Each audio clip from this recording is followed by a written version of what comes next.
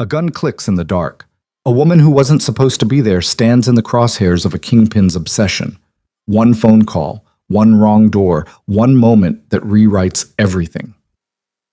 Serena Vale walked into Luca Varelli's world thinking she had control, but the Mafia doesn't deal in coincidences.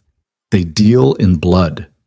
Tonight, she'll learn that some debts are inherited, some wars never end, and some men don't ask permission. They take. Stay until the end to see how far survival can push someone. Like this video and drop a comment with your city so I can see how far this story travels. The chandelier above the war room table cast fractured light across 12 men who knew better than to breathe too loud. Smoke curled from cigars that cost more than most people earned in a month, threading through the silence like ghosts of conversations no one dared start. At the head of the table, Luca Varelli sat with the kind of stillness that made grown men check their pulses just to make sure they were still alive. He didn't need to raise his voice. He never did. "The first woman through that door," Luca said, his words dropping into the room like stones into deep water, "belongs to me." No one laughed. No one questioned. Marco, his second in command, shifted in his chair, a slight movement that might have been agreement or discomfort. It was hard to tell with Marco. The man had a face like weathered stone and about as much expression. "Boss," Marco said carefully, "we're not expecting anyone tonight."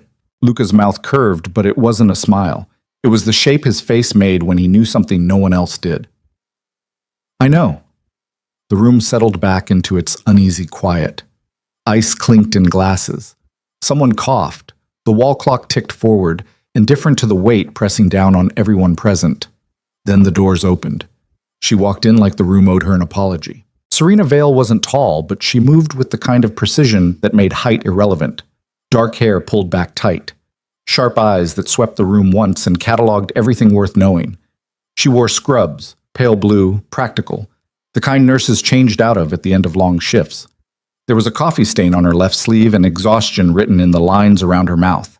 She stopped 3 steps inside, hand still on the doorframe, and looked directly at Luca. "You," she said.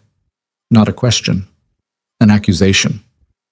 Luca leaned back in his chair, fingers steepled beneath his chin. Around the table, men reached for weapons they hadn't been told to draw. Marco's hand disappeared beneath the table. Giovanni's jaw tightened. The air in the room crystallized into something sharp and breakable. "Me," Luca agreed. Serena let the door swing shut behind her. The sound echoed. "You've been following me." "Have I?" "Don't." Her voice cut clean through the pretense. "Don't play games. I've seen your car outside my apartment 3 times this week. Black Mercedes, tinted windows, license plate that probably doesn't exist in any database that matters." She took another step forward. Men twice her size leaned back. "I called the police. You know what they told me? That I should be more careful about who I piss off." Luca's expression didn't change, but something in his eyes shifted. Recognition, maybe, or respect. "You have good instincts." "I have a taser and a very short temper," Serena said. "And I want to know why you're stalking me." "I'm not stalking you." Luca stood, and the room seemed to tilt in his direction. He was tall, broad-shouldered, with the kind of face that looked carved rather than born. Scar tissue marked his left eyebrow. Old damage, poorly healed. "I'm waiting." "For what?" "For you to walk through that door." Serena's laugh was short and humorless. "That's the creepiest thing anyone's ever said to me, and I work in emergency medicine. I've heard some shit." Marco cleared his throat. "Boss, should we—" "No," Luca said, not looking away from Serena. "She stays." "I'm not staying anywhere." Serena's hand went to her bag, a reflex, automatic. "I came here to tell you to leave me alone. Now I've said it. We're done. We haven't started. Then we never will." Luca moved around the table with the kind of grace that came from years of knowing exactly how dangerous he was. 2 weeks ago, you received a phone call. Wrong number. A man's voice. He said 6 words before you hung up. Serena's face went carefully blank. "I get a lot of wrong numbers." "The package is still in play." Luca quoted the words like he'd memorized them. "You hung up, blocked the number, went back to your shift, but you thought about it. You wondered." "I wondered if it was some kind of scam," Serena said. Her voice was steady, but her knuckles had gone white around the strap of her bag. "Then I forgot about it." "Did you?" "Yes." "Liar." The word landed between them like a slap. Serena's jaw tightened. I don't know you. I don't know what you want. But if you don't get out of my way in the next 10 seconds, I'm going to start screaming, and I promise you someone will care. No one will come, Luca said quietly. This building is mine. The street outside is mine. The police who told you to be careful, also mine. He took one more step. They were close enough now that she had to tilt her head back to meet his eyes. But you're not mine. Not yet. Not ever. We'll see. That's when the windows exploded. Glass shattered inward in a spray of glittering fragments. The chandelier swung wild, throwing shadows across the walls like running figures. Gunfire erupted, sharp, staccato bursts that turned the elegant war room into a killing floor in the space between heartbeats. Serena dropped. Instinct and training put her on the ground before her brain caught up with what was happening. Someone screamed. Someone else returned fire. The air filled with the smell of cordite and panic. A hand locked around her wrist. Rough, uncompromising. Luca hauled her up and across the room, using his body as a shield between her and the shattered windows. Bullets punched through expensive wallpaper, splintered antique furniture, found flesh and bone with wet, final sounds. Move, Luca said in her ear, and Serena moved because staying still meant dying. They hit the hallway at a dead run. Behind them, the gunfire intensified.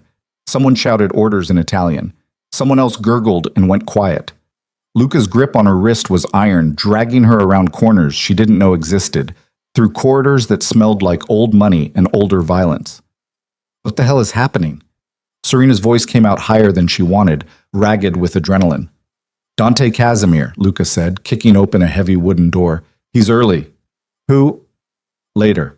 The room beyond was small, windowless, lined with monitors showing security feeds from every angle of the building. Luca shoved Serena inside and slammed the door. Heavy bolts slid home, 3 of them, industrial grade. The gunfire became muffled, distant. Serena spun on him. You need to tell me what the hell is going on right now, or I swear— Your father, Luca interrupted, was a very careful man. The words hit her like cold water. My father's dead. I know. Luca moved to the monitors, fingers flying over keys. Screens flickered, cycled through views. Men in tactical gear were moving through the building with military precision. Too many of them, too well equipped. He died 6 months ago. Heart attack. You were working a double shift. He died alone in his apartment. How do you know that? Serena's voice cracked. Because I've been watching you since the day he died, Luca said. Waiting to see if you knew. Knew what? Luca turned to face her fully. In the monitor light, his scar looked deeper, his eyes darker. Your father wasn't who you thought he was. Thomas Vale. Good man. Accountant. Quiet life. He paused. Also, embedded asset for the Casimir organization. 15 years deep. He knew where every body was buried because he helped dig half the graves. Serena's knees went soft. She locked them. That's insane. It's true. My dad worked for a firm downtown. He did taxes. He laundered money for one of the most dangerous criminal networks on the eastern seaboard, Luca said. And when he decided to walk away, he took insurance. Something that could bring the whole operation down. Something Dante Casimir has been tearing the city apart trying to find for the last 6 months. I don't— Serena's thoughts were racing, fragmenting. I don't have anything. My dad left me his apartment and about $8,000 in savings. That's it. The phone call, Luca said. 2 weeks ago. The package is still in play. That was a coded message, a dead man's switch. Your father set it up to trigger if certain conditions were met. What conditions? If no one from his organization made contact within 6 months of his death. Luca's jaw tightened. Which means whoever made that call thinks you know where the package is. And now Dante knows it too. On the monitors, armed men were systematically clearing rooms. Bodies lay still in the war room. Marco was gone, either dead or escaped. No way to tell from the cameras. The invaders moved with purpose, checking corners, opening doors, looking for something, looking for someone. I don't know anything, Serena said. Her voice sounded very small. I swear to God, I believe you, Luca said. But Dante won't. He'll take you apart piece by piece until he's sure. And then he'll kill you anyway, because that's what men like him do. Men like you mean? Luca's smile was sharp and joyless. I'm worse than Dante in most ways that matter, but I keep my word and I pay my debts. Your father did me a favor once, a big one, the kind you don't forget. He moved to a panel on the wall, pressed his palm against it. A section of wall slid aside, revealing a narrow passage.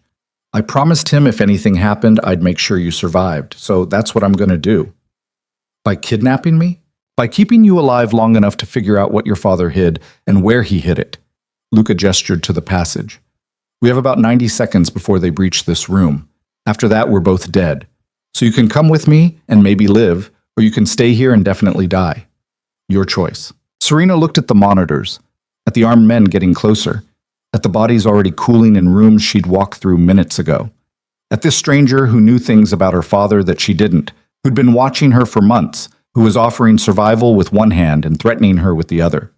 She thought about her apartment, her job, her normal, boring, safe life that had apparently been built on a foundation of lies. She thought about her father, quiet Thomas Vale, who did crossword puzzles and forgot her birthday and died alone because she'd been too busy saving other people's lives. She thought about the phone call, 6 words that had lodged in her brain like splinters. The package is still in play. 60 seconds, Luca said. Serena looked at him, really looked. Saw the scar. Saw the way he carried violence like other men carried wallets. Saw something else too, buried deeper. Recognition, maybe, or resignation. If you're lying to me, she said, I will find a way to make you regret it. I'm not lying. Good. She stepped toward the passage. Because I'm really good at holding grudges. Luca's laugh was brief and genuine. I believe that too. They moved into the passage just as the first explosive charge detonated against the safe room door. The walls shook. Dust rained from the ceiling. Behind them, metal screamed and bolts gave way. The passage was dark, narrow, sloping downward. Luca had a flashlight, small, tactical, the kind that could double as a weapon. He moved fast, sure-footed. Serena followed, one hand on the wall, trying not to think about what she was running into or what she was running from. Where does this go? She asked. Parking garage, sub-basement 3. And then? Somewhere Dante won't think to look, not immediately. How long do we have? Until he thinks to look? Luca glanced back, eyes catching the light like an animal's. Maybe 6 hours. Maybe less. That's not very long. No, Luca agreed. It's not. They emerged in a concrete cave that smelled like motor oil and old secrets. Fluorescent lights hummed overhead, casting everything in sickly yellow.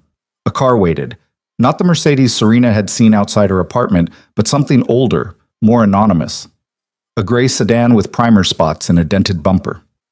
Get in, Luca said. Serena got in. The engine turned over with a sound like grinding teeth. Luca drove like he fought, precise, brutal, no wasted movement. They spiraled up through the parking garage, tires squealing on the tight turns. The exit barrier was up. The attendant booth was empty. They hit the street doing 60. Behind them, the building was already burning. Serena twisted in her seat, watching flames lick out of shattered windows. Your people? Dead or scattered, Luca said flatly. We'll count bodies later. You don't sound upset. I am. He took a corner hard enough that Serena's shoulder hit the door. But being upset won't keep us alive. They drove in silence for 10 minutes, taking random turns, doubling back, checking mirrors. Finally, Luca pulled into an alley behind a shuttered restaurant and killed the engine. In the sudden quiet, Serena could hear her own heartbeat, too fast, too loud. I need you to think, Luca said. Your father's apartment. What did you do with his things? I haven't... Serena swallowed. I haven't done anything yet. It's all still there. I go by sometimes to water his plants, but I can't... I haven't been able to pack anything up. Has anyone else been there? The landlord, maybe? I don't know. We need to go there. Tonight. It's a crime scene now, Serena pointed out. Or it will be once someone reports... No one will report anything, Luca said. The building I own. The police on the take. The bodies will disappear. By morning, it'll be like tonight never happened. Except it did happen. Except it did, Luca agreed. And now you're part of it, whether you want to be or not. Serena closed her eyes. When she opened them again, the world looked the same but felt different, like she'd crossed some invisible line and couldn't find her way back. My father, she said quietly, was he... Was he a good man? Luca was quiet for a long moment. He was a complicated man. He did terrible things for terrible people. But he loved you. That part was real.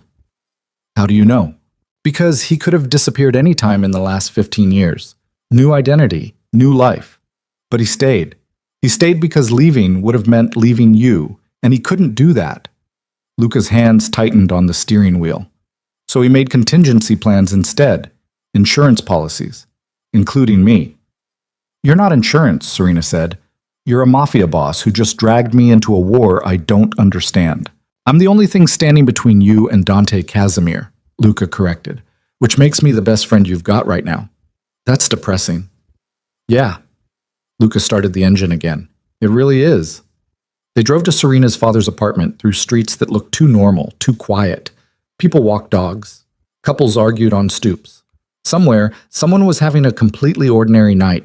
Serena envied them so much it physically hurt. The apartment building was a squat brick thing in a neighborhood that had seen better decades.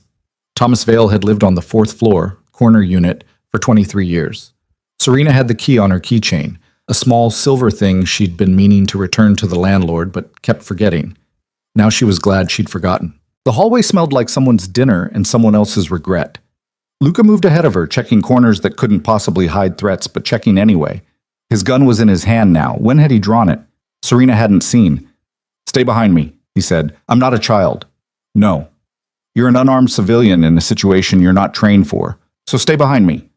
Serena stayed behind him. The apartment door was locked. No signs of forced entry. Luca picked the lock in under 30 seconds. Smooth, practiced, the kind of skill that came from repetition. Inside, everything was exactly as Serena remembered. The worn couch where her father had watched game shows. The kitchen table with the uneven leg. The bookshelf full of paperbacks arranged by height instead of author. It looked so normal it made her chest ache. What are we looking for? She asked. Anything that doesn't belong, Luca said. Anything new. Anything he added in the last year of his life. They searched. Serena went through her father's bedroom, clothes still in the closet, shoes still paired beneath the bed. There was a photo on the nightstand.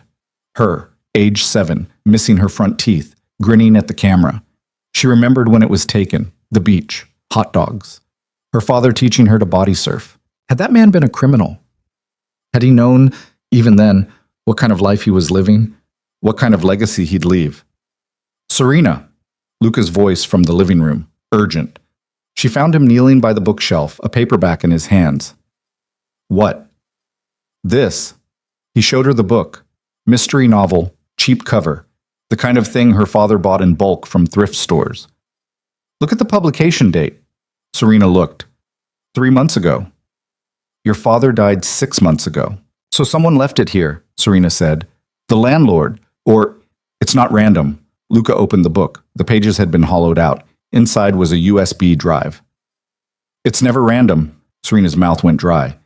That's it? That's the package? Maybe. Luca pocketed the drive. Or maybe it's a decoy. We won't know until... The apartment door exploded inward. This time Serena didn't freeze. She moved, diving behind the couch as gunfire chewed through the walls.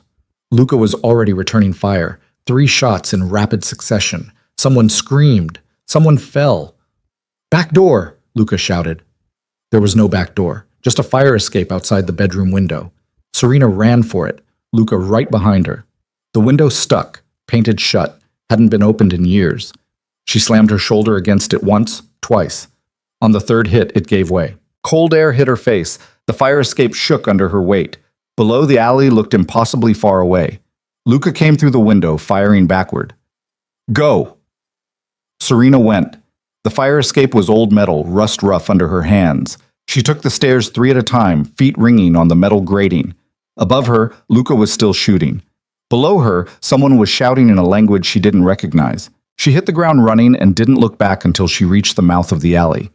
Luca caught up 30 seconds later, breathing hard but steady. Cars 2 blocks west, move. They moved. Behind them, the building was already swarming with armed men. Too many. Too organized. This wasn't some hastily assembled response team. This was a military operation. Dante Casimir wasn't playing games. They reached the car, got in, drove. This time no one spoke. Serena's hands were shaking. She shoved them between her knees to make them stop. It didn't work. Where are we going? She finally asked. Safe house, Luca said. Outside the city. Dante owns the city, but he doesn't own everything, not yet. And then what? Then we figure out what's on that drive. Luca glanced at her. And we figure out how to keep you alive. Serena laughed. It sounded hysterical even to her own ears. This is insane. This whole night is insane. 6 hours ago, I was debating whether to get Thai food or pizza for dinner. Now I'm running from armed men because my dead father was apparently some kind of criminal accountant who hid something important enough to kill for. Thai or pizza? Luca asked. What? You were deciding between Thai and pizza. Which did you choose? Serena stared at him. Are you serious right now? Humor me. I didn't choose. I fell asleep on my couch instead. That's too bad, Luca said. You should have gone with Thai. Despite everything, the violence, the fear, the complete dissolution of reality as she knew it, Serena smiled, just a little. Yeah, she said, I probably should have. They drove into the dark, leaving the burning city behind them, and Serena realized with cold certainty that the life she'd known was gone. Not paused, not interrupted. Gone. And whatever came next, whatever waited on that USB drive, whatever Dante Casimir wanted badly enough to kill for, she was in it now, all the way in. The only question was whether she'd survive long enough to understand why. The safe house wasn't safe so much as it was forgotten. 2 hours outside the city, down roads that turned from asphalt to gravel to dirt, buried in woods thick enough to swallow sound. The building itself looked like it had given up decades ago. A hunting cabin with peeling paint and a sagging porch. The kind of place people went to disappear or die, sometimes both. Luca killed the headlights 50 yards out and coasted the rest of the way in darkness. The engine ticked as it cooled.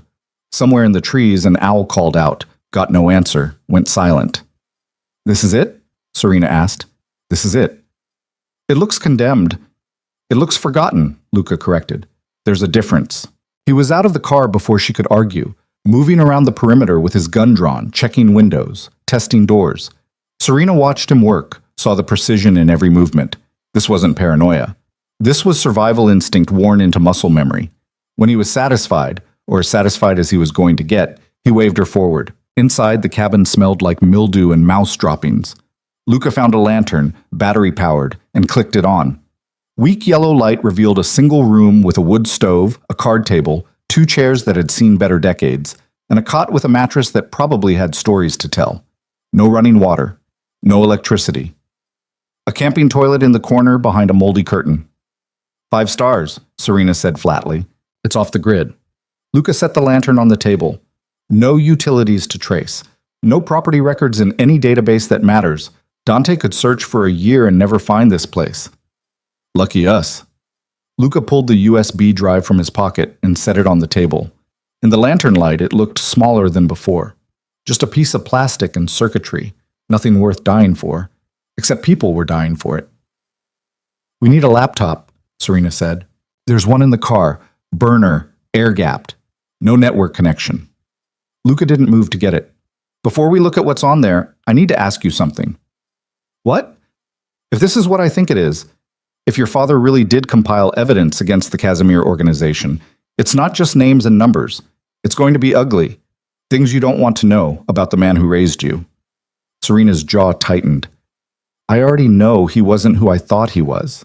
Knowing in theory and seeing in detail are different things. I'm a nurse, Serena said. I've seen people die in ways you can't imagine. I've held their hands while they drowned in their own blood. I've told families their loved ones didn't make it. I've seen ugly. I can handle ugly. This is different. Why? Because it's personal? She laughed, sharp and bitter. Everything tonight is personal. My father lied to me for my entire life. You've been stalking me for 6 months. Armed men are trying to kill me because of something I don't even have. So don't tell me I can't handle the truth. I'm already drowning in it. Luca studied her face for a long moment, then nodded once. All right. He went to the car, came back with a laptop that looked like it had survived a small war. Bullet hole in the casing. Screen cracked in one corner, but when he powered it up, it booted clean. He plugged in the USB drive, the screen filled with folders, hundreds of them, organized by date, by operation, by name, spreadsheets, scanned documents, photographs, audio files, video. Serena's father had been thorough. Luca opened a random file. A spreadsheet detailing cash movements through a network of shell companies. Millions of dollars laundered through legitimate businesses, restaurants, construction firms, car washes. The math was clean, professional, impossible to trace without knowing exactly what to look for. Thomas Vale had known what to look for. He didn't just work for them, Serena said quietly. He documented everything. For 15 years, Luca confirmed. Every transaction, every meeting, every body. He clicked to another folder. This is insurance, but it's also evidence. Enough to bring down Dante and everyone who works for him. Enough to fill prisons for decades.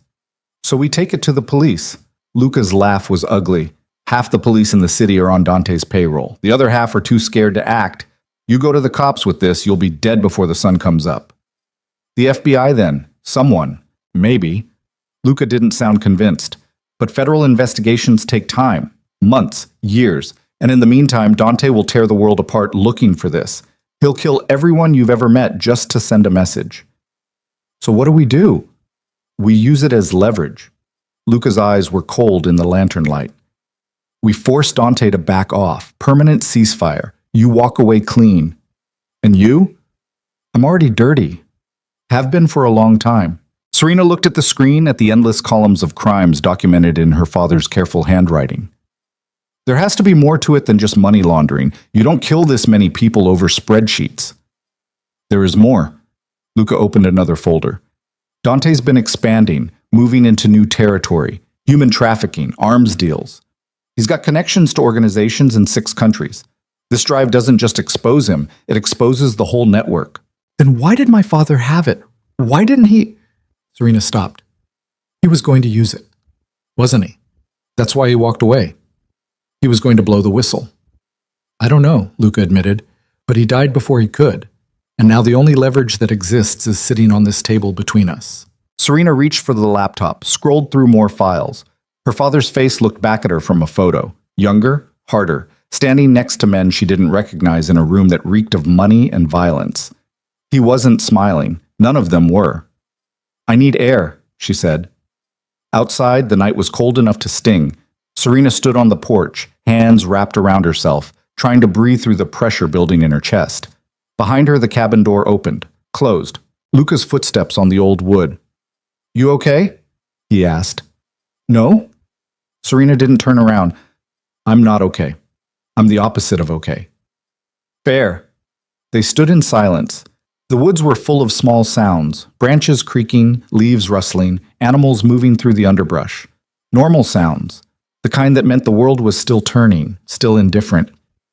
Why did you promise him? Serena asked. My father. What favor did he do that was worth all this? Luca was quiet long enough that she thought he wouldn't answer. Then, 5 years ago, I had a problem. A rival family thought they could take what was mine. They were wrong, but they were persistent. One of them got close enough to plant a bomb in my car. Jesus, your father found it. He was doing routine maintenance on one of Dante's operations in the same garage. Saw something that didn't look right. Could have walked away, should have walked away. But he didn't. He called me, warned me. Defused the bomb himself because there wasn't time to wait for professionals. Luca's voice was flat, factual. I owe him my life, which means I owe you protection. That's how this works. That's insane. That's the life. Serena turned to face him. What if I don't want protection? What if I want to take this drive and disappear? New name, new city, new everything. You'd be dead in a month, Luca said bluntly. Dante has reach. He has resources. You can run, but you can't hide, not from him. So I'm stuck. You're alive. There's a difference. Serena wanted to argue, but the exhaustion was catching up with her now. Bone-deep weariness that made her knees weak. She'd been running on adrenaline for hours. Now the crash was coming, inevitable as gravity. I need to sleep, she said. I could take the cot. I'll keep watch. You need sleep too. I'll sleep when you're safe. That might be never. Luca's smile was grim. Then I guess I'm not sleeping. Inside, Serena collapsed onto the cot without bothering to check if the mattress was clean. It wasn't, but she was too tired to care. The last thing she saw before sleep dragged her under was Luca sitting at the table, gun within reach, staring at the laptop screen like it held answers he didn't want to find. Maybe it did. She dreamed of her father. Not the quiet man who did crosswords and forgot birthdays, but someone else. Someone harder. Someone standing in rooms full of violence, making calculations, keeping records. In the dream, he looked at her and said nothing, just turned away. When she woke, gray light was leaking through the gaps in the walls. Dawn, or close enough. Luca was still at the table. The laptop was closed now. He looked like he hadn't moved in hours. "Did you sleep?" Serena asked. "Some. Liar." His laugh was brief and tired. "Yeah." Serena sat up, every muscle in her body protesting. Her scrubs were filthy, streaked with dirt and blood that might have been hers or someone else's. She couldn't remember. "What now?" "Now we need to move," Luca said. "This place is good for a night, but not longer. Dante will be expanding his search radius. We need to stay ahead of him." "Move where?" "I'm working on that." Serena stood, joints cracking. "You don't have a plan." "I have half a plan." "That's not reassuring. It's honest." Luca closed the laptop. "The drive is leverage, but only if we can get it to someone who'll use it. Someone Dante can't reach. Someone with the authority and the resources to actually act." "Who?" "I don't know yet." He rubbed his face, the gesture betraying exhaustion he wouldn't otherwise show. "But I have contacts. People who owe me. I'll make calls." "From here? I thought this place was off the grid." "It is. We'll have to go into town. There's a payphone about 10 miles south. Old gas station that's barely hanging on." Luca stood, stretched. Something in his back popped audibly. "We'll make it fast. In and out. And if Dante's people are waiting, then we'll deal with them." Serena wanted to ask how exactly they deal with trained killers, but she already knew the answer. The same way they dealt with everything else tonight, violence and improvisation and luck that couldn't possibly hold. They left the cabin as the sun broke over the tree line, turning the world gold and green. Beautiful, in a way that felt like an insult. Like the universe didn't care that people were dying, that lives were being torn apart, that nothing would ever be the same. The drive took 20 minutes on dirt roads that turned Serena's stomach. Luca drove fast but careful, checking mirrors constantly, scanning the woods for movement. His gun was on the seat between them. Serena kept looking at it, wondering if she'd have to use it, wondering if she could. The gas station was exactly as advertised, barely hanging on, single pump, cracked pavement. A building that looked like a strong wind would knock it over. The payphone was mounted on the exterior wall, receiver dangling from a metal cord. "Wait in the car," Luca said. "No." "Serena?" "I'm not sitting in a car waiting to get shot," she said. "We go together or not at all?" Luca looked like he wanted to argue, but something in her face must have convinced him. "Fine, but stay close." They approached the payphone together. Luca had quarters, an absurd detail that almost made Serena laugh. Who carried quarters anymore? But he fed them into the slot, dialed a number from memory. It rang 4 times. A man answered. "Yeah?" "It's Luca. I need a favor." Pause. Then, "Jesus Christ, Luca. You know what's happening? The whole city's on fire. Dante's people are everywhere. They're saying you started a war." "I didn't start anything. But I'm going to finish it." Luca's voice was steady, controlled. "I need a name. Someone in federal law enforcement who's clean, someone Dante hasn't bought." "That's a short list. Then give me the shortest name on it." Another pause. Longer this time. Serena could hear voices in the background, muffled conversation. Finally, "Agent Sarah Chen, FBI Field Office, White Collar Crime Division. She's been trying to build a case against Casimir for 3 years. Can't get traction because everyone she talks to either disappears or refuses to cooperate. She clean? As far as I know. But Luca, if you're thinking what I think you're thinking, I'm not thinking anything yet, just gathering options." Luca's eyes were scanning the empty road, the woods, the gas station windows. "Where can I find her?" "Her office is downtown, but she's not there now. Word is she's working from a field location, Hotel Morrison, room 412. But Luca." "Thanks. I owe you." "You owe me a lot more than you can pay if this goes wrong." Luca hung up. Serena waited until they were back in the car before speaking. "Hotel Morrison is in the city. We go back there. We're walking into Dante's territory." "I know. He'll be watching. He'll have people everywhere." "I know that too." "So this is suicide?" "No." Luca started the engine. "This is the only move that makes sense. We can't run forever. We can't hide. The only way out is through. Serena wanted to argue, but the logic was sound even if the execution was terrifying. They couldn't stay off the grid indefinitely. Eventually, Dante would find them. Better to act now, while they still had initiative. If we do this, she said slowly, we do it smart. We don't just walk in the front door. Agreed. And we need leverage beyond just the drive. Something that makes Dante back off long enough for us to get to this FBI agent. Luca glanced at her. What are you thinking? I'm thinking, Serena said, that my father spent 15 years documenting everything, which means he probably documented people on Dante's payroll, cops, officials, people who'd be very interested in making sure this information never goes public. You want to blackmail them. I want to create chaos, make Dante's people too busy covering their own asses to worry about us. She met Luca's eyes. Can you get a message out? Something that makes them panic? Luca's smile was slow and dangerous. Yeah, I can do that. They drove back to the cabin, Luca's mind clearly working through possibilities. Inside, he powered up the laptop again, started scrolling through files. Found what he was looking for in a folder labeled payroll. Names, dozens of them.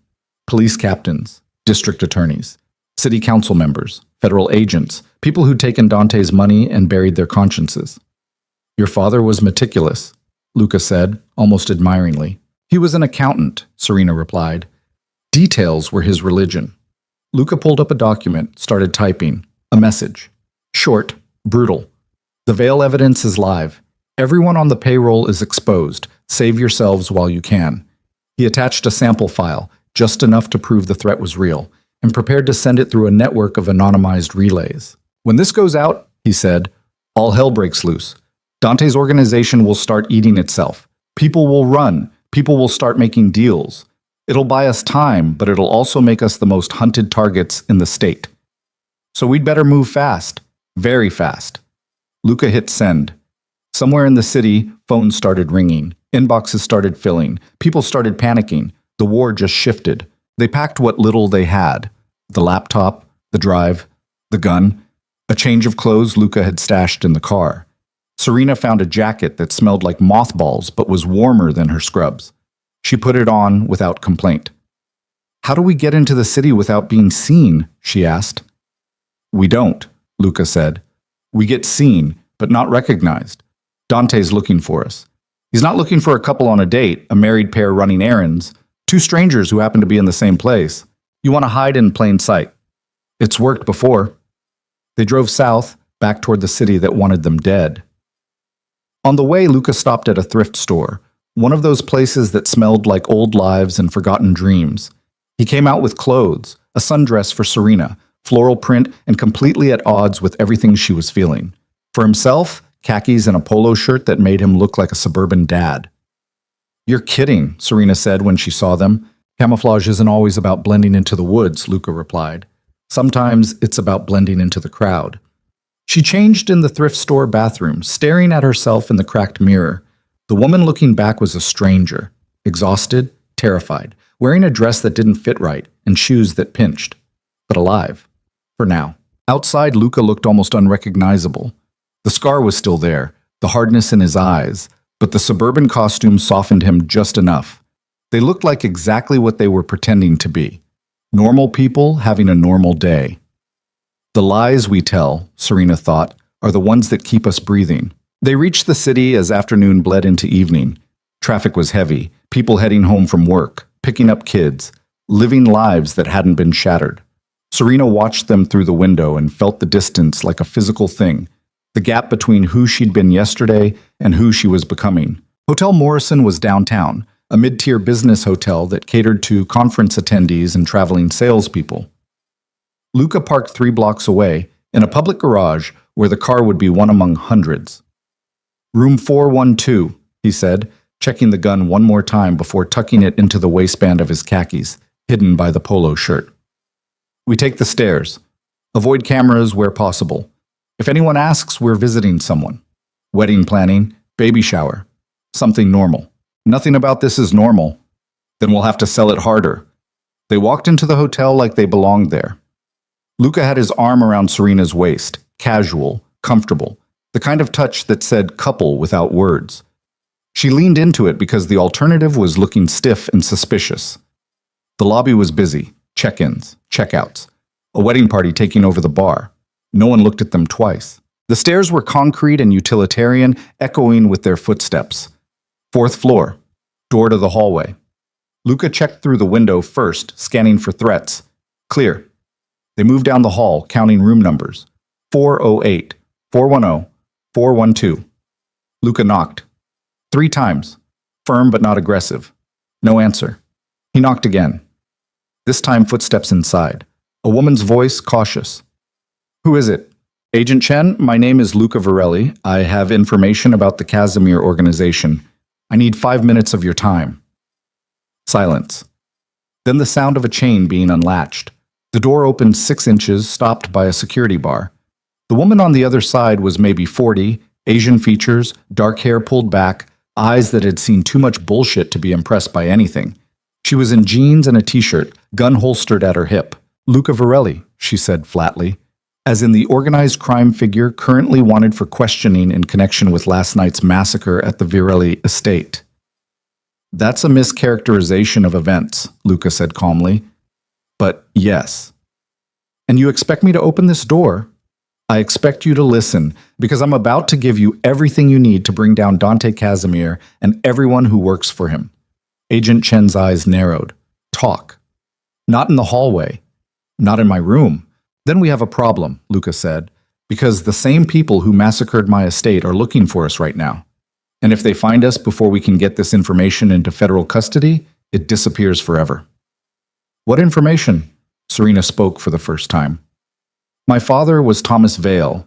He worked for the Casimir organization for 15 years. Before he died, he compiled evidence. Everything. Transactions, operations, murders. It's all documented. All of it. Agent Chen's expression shifted. Not belief, not yet, but interest. Where's this evidence? Luca held up the USB drive. That could be anything, Chen said. It could be, Luca agreed. But it's not. And you know it's not because you've been trying to build this case for 3 years with nothing to show for it. Now I'm handing you the smoking gun. The only question is whether you're smart enough to take it. Chen studied them both. Serena could see the calculation happening behind her eyes. Risk versus reward, truth versus trap. Finally, she stepped back and opened the door. 5 minutes, she said. And if this is bullshit, I'm arresting both of you. Fair, Luca said. They stepped inside. The room was standard hotel. Bed, desk, TV bolted to the wall. But Chen had made it a workspace. Laptop open on the desk, files spread across the bed, whiteboard propped against the wall covered in names and connections. Dante Casimir's name was at the center, circled in red. Chen closed the door, locked it, didn't offer them seats. Show me. Luca handed her the drive. She plugged it into her laptop, opened a file at random. Her face didn't change, but Serena saw her jaw tighten, saw her fingers curl into a fist. How did you get this? Chen asked, voice carefully controlled. Thomas Vale gave it to me, Luca lied smoothly. Before he died. Insurance policy. He wanted someone to use it if anything happened to him. And it took you 6 months because I didn't know what I had until recently, and because Dante started tearing the city apart looking for it. Chen clicked through more files, spreadsheets, photos, audio recordings. Her expression grew harder with each new piece of evidence. This is enough to secure indictments against 24 people, she said quietly. Maybe more. I know. Including you. I know that too. She looked up at him. So why give it to me? Why not use it yourself? Because she needs to be safe. Luca gestured to Serena. And the only way that happens is if Dante's in custody and his organization is dismantled. You can do that. I can't. You're asking me to trust a career criminal. I'm asking you to trust the evidence. I don't care what happens to me, but she walks away clean. That's the deal. Chen's eyes moved to Serena. And you? What do you want? Serena thought about her father, about the life he'd lived in shadows, about the lies that had built her entire existence, about the men who'd tried to kill her, the violence that had become her new normal, the line she'd crossed somewhere between yesterday and today. I want it to be over, she said. I want to go back to my life. But I'll settle for being alive long enough to figure out what that even means anymore. Chen nodded slowly. I can work with that. She pulled her phone from her pocket. I'm calling my office. Getting a team down here. We'll secure you both. Get you into protective custody. Start building the case. No, Luca said. Chen paused. No. The moment you make that call, Dante knows. He's got people in your office, people in the bureau, people everywhere. You call for backup, we're dead before they arrive. Then what do you suggest? We go dark. You, me, her. We take this evidence and we disappear for 48 hours. Long enough to copy it, distribute it to people Dante can't reach, build a case so airtight he can't wriggle out. Luca's voice was hard, urgent. Then you bring in the cavalry. Then you make arrests. But not before. That's against protocol. Protocol got dozens of witnesses killed. Protocol is why you've been spinning your wheels for 3 years. Luca leaned forward. I'm offering you the case of your career, but only if you're willing to bend the rules long enough to actually win. Chen was quiet for a long moment. Then she closed her laptop, unplugged the drive, and pocketed it. 48 hours, she said, but I'm in charge. We do this my way, and if you so much as think about double-crossing me, I will put a bullet in you myself. Clear? Clear. Good. She grabbed her go bag from the closet, started packing essentials. I've got a field location. Isolated, secure. We'll work from there. But we leave now, before... The door exploded inward, not with explosives this time, just brute force. 3 men, tactical gear, weapons up. They moved like professionals, clearing angles, acquiring targets. Chen's gun was already drawn. She fired twice, both shots center mass. The first man went down, the second returned fire. The hotel room erupted into chaos. Luca shoved Serena behind the bed, came up shooting. Another man dropped, but more were coming. She could hear them in the hallway, boots on carpet, voices coordinating. Window! Chen shouted. Luca fired 3 more times, buying seconds. Serena was already moving, throwing open the window. 4 stories up. No fire escape, just open air and a very long drop. There's nowhere to... Jump! Chen grabbed her arm and pulled. They went through the window together, falling into nothing. For a heartbeat, Serena was weightless. Then she hit the awning over the hotel entrance. Canvas that gave way but didn't break, sliding her down and sideways. She tumbled off the edge, hit a car hood, rolled to the pavement. Every bone in her body screamed, but she was alive. Chen landed beside her, already moving. Car, now! Luca came through the window last, landed hard, came up limping but functional. Gunfire chased them from the hotel, bullets sparking off concrete and metal. They ran. The parking garage. 3 blocks that felt like 3 miles. Behind them, shouts and sirens. Ahead, the car that had brought them here, waiting like a promise. They piled in. Luca drove. Chen navigated from the back seat, directing them through streets and alleys, staying off main roads, moving fast. How did they find us? Serena gasped. My phone, Chen said bitterly. I had it on. Stupid. Dante must be monitoring federal agents, tracking locations. The second we were in that room together long enough. It doesn't matter, Luca interrupted. What matters is we're still moving, still ahead. Barely. Barely's enough. They drove out of the city for the second time in as many days. This time with a federal agent in the back seat, a USB drive full of evidence in her pocket, and enemies closing in from every direction. The safe house Chen directed them to was an hour north. Not a cabin this time, but a farmhouse. Abandoned, but solid. Big enough to work in, far enough to breathe. Inside, Chen set up her equipment on a kitchen table that had hosted family dinners once, maybe. Now it hosted a laptop and copies of evidence that would destroy lives. We need to move fast, she said. Make copies. Distribute to trusted contacts. Build redundancy so even if Dante gets to one source, others survive. How long? Luca asked. 24 hours minimum, maybe 36 if we're thorough. We don't have 36 hours.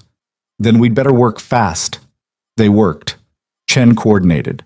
Luca provided context, names, operations, connections she wouldn't have known otherwise. Serena read through her father's documentation and felt pieces of him slip away with every new revelation. He wasn't the man she'd thought. Maybe he never had been. Hours blurred together. Coffee from a gas station. Food they barely tasted. Exhaustion that lived in their bones but couldn't be acknowledged. Somewhere around midnight, Serena found herself alone with Luca in a side room. Chen was on the phone, voice low and urgent, talking to someone she trusted. You should sleep, Luca said. So should you. I will. After. After what? After you're safe. Serena laughed, tired and bitter. I'm never going to be safe again. You know that, right? Even if we win, even if Dante goes to prison, I'll spend the rest of my life looking over my shoulder. Maybe, Luca admitted. Or maybe you'll learn to live with it. People adapt, even to impossible things. Is that what you did? Every day. She looked at him, really looked, saw the scar, saw the exhaustion he wouldn't acknowledge, saw something else too, something that might have been regret or might have been resignation. Why did you really promise my father? She asked quietly. And don't give me the bomb story. That explains obligation. It doesn't explain this. Any of this. Luca was quiet for a long time. Outside, an owl called. Got no answer. Went silent. Because he asked me to protect you from the life, Luca finally said. The one he was living. He knew what it did to people. He knew what it cost. And he didn't want that for you. So when he made me promise, it wasn't just about keeping you alive. It was about keeping you clean, keeping you out. He met her eyes. But I failed, because here you are, right in the middle of it, and I can't figure out if I kept my promise or broke it. You kept me alive, Serena said. That counts. Does it? It has to. Before Luca could respond, Chen appeared in the doorway. Her face was grim. We have a problem, she said. They followed her back to the kitchen. On the laptop screen, a news broadcast, live footage. The hotel where they'd met with Chen cordoned off, body bags being carried out, police everywhere.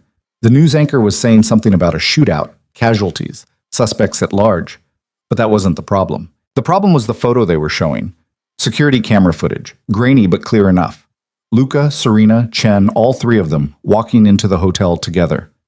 They're saying I'm compromised, Chen said, voice flat, that I'm working with organized crime figures. My office is pulling my credentials, issuing a warrant for my arrest. Dante, Luca said. Obviously, but it doesn't matter who's behind it. What matters is I'm now as wanted as you are, which means I can't get the evidence into official hands, can't process it through normal channels. Everything I've built, every contact I had, it's all gone. Serena felt the walls closing in. So what do we do? Chen looked at the screen, at the evidence files, at the two criminals and the federal agent who'd just become one herself. We stop playing defense, she said. We go after Dante directly, force a confrontation, make him vulnerable, and we don't stop until either he's in custody or we're all dead. That's insane, Serena said. Yeah, Chen agreed. It really is. But she was smiling, not a happy smile. A smile that said she'd crossed a line and found the other side oddly liberating. Luca smiled back, same energy, same recklessness. They'd all crossed the line now. All committed to something there was no walking back from. Serena looked at them both. These people who'd become her only allies in a world gone mad. A mafia boss who'd turned protector. A federal agent who'd become a fugitive. And herself. A nurse who'd picked up a gun and found she could pull the trigger.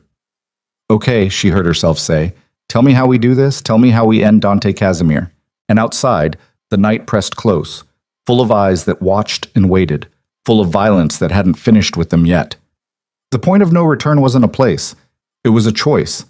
And they'd all just made it. Chen spread a map across the kitchen table, the paper crackling under her hands. Red circles marked locations across the city, properties tied to Dante Casimir through shell companies and proxies, warehouses, import businesses, a yacht club on the waterfront. Each one a potential fortress, each one crawling with armed men who'd kill without hesitation. This one, Chen said, tapping a warehouse near the docks. It's his distribution hub. Everything moves through here. Weapons, contraband, cash. If we hit it hard enough, we force him into the open. Luca studied the map, jaw tight. It's also his most heavily defended location. 20 men minimum, cameras everywhere. No way in that doesn't end with us in body bags. Then we don't go in. Chen pulled up satellite imagery on her laptop. We don't need to breach. We need to create a problem big enough that Dante has to respond personally. Make him leave whatever hole he's hiding in. And then what? Serena asked. She was standing by the window, watching darkness press against the glass. We grab him? Kill him? What's the end game here? We get him on record, Chen said. Confession. Admission of guilt.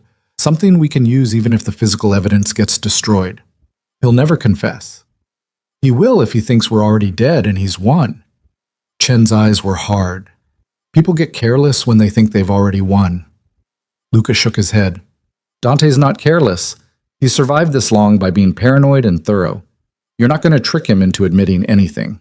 Then we force him. Chen's voice went cold. We take something he values, something he'll trade for, something that makes him vulnerable. Like what? Like his daughter. The room went silent. Serena turned from the window. His daughter? Natalia Casimir, Chen said, pulling up a file on her laptop. A photo, young woman, maybe 25, dark hair, elegant features, the kind of beauty that came from good genetics and better money. She's studying art history at Columbia, lives in a brownstone in the village.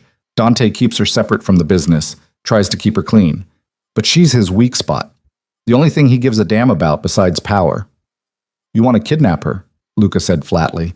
I want leverage. That's insane. So is everything else we're doing. Chen met his eyes. You got a better idea? Luca was quiet for a long moment. Then he looked at Serena. What do you think? Serena thought about the men who'd tried to kill her, about her father's secrets, about the violence that had become her new normal, about lines she'd already crossed and lines she hadn't. I think, she said slowly, that I don't want to become the kind of person who kidnaps innocent people. She's not innocent, Chen said. She's Dante's daughter. She knows what he is. Knowing what your father is doesn't make you guilty of his crimes. Neither does being Thomas Vale's daughter, but here we are. The comparison landed like a slap. Serena's hands curled into fists. That's not the same, isn't it? No, because I'm not using my father's crimes as justification for hurting other people. I'm trying to survive. There's a difference.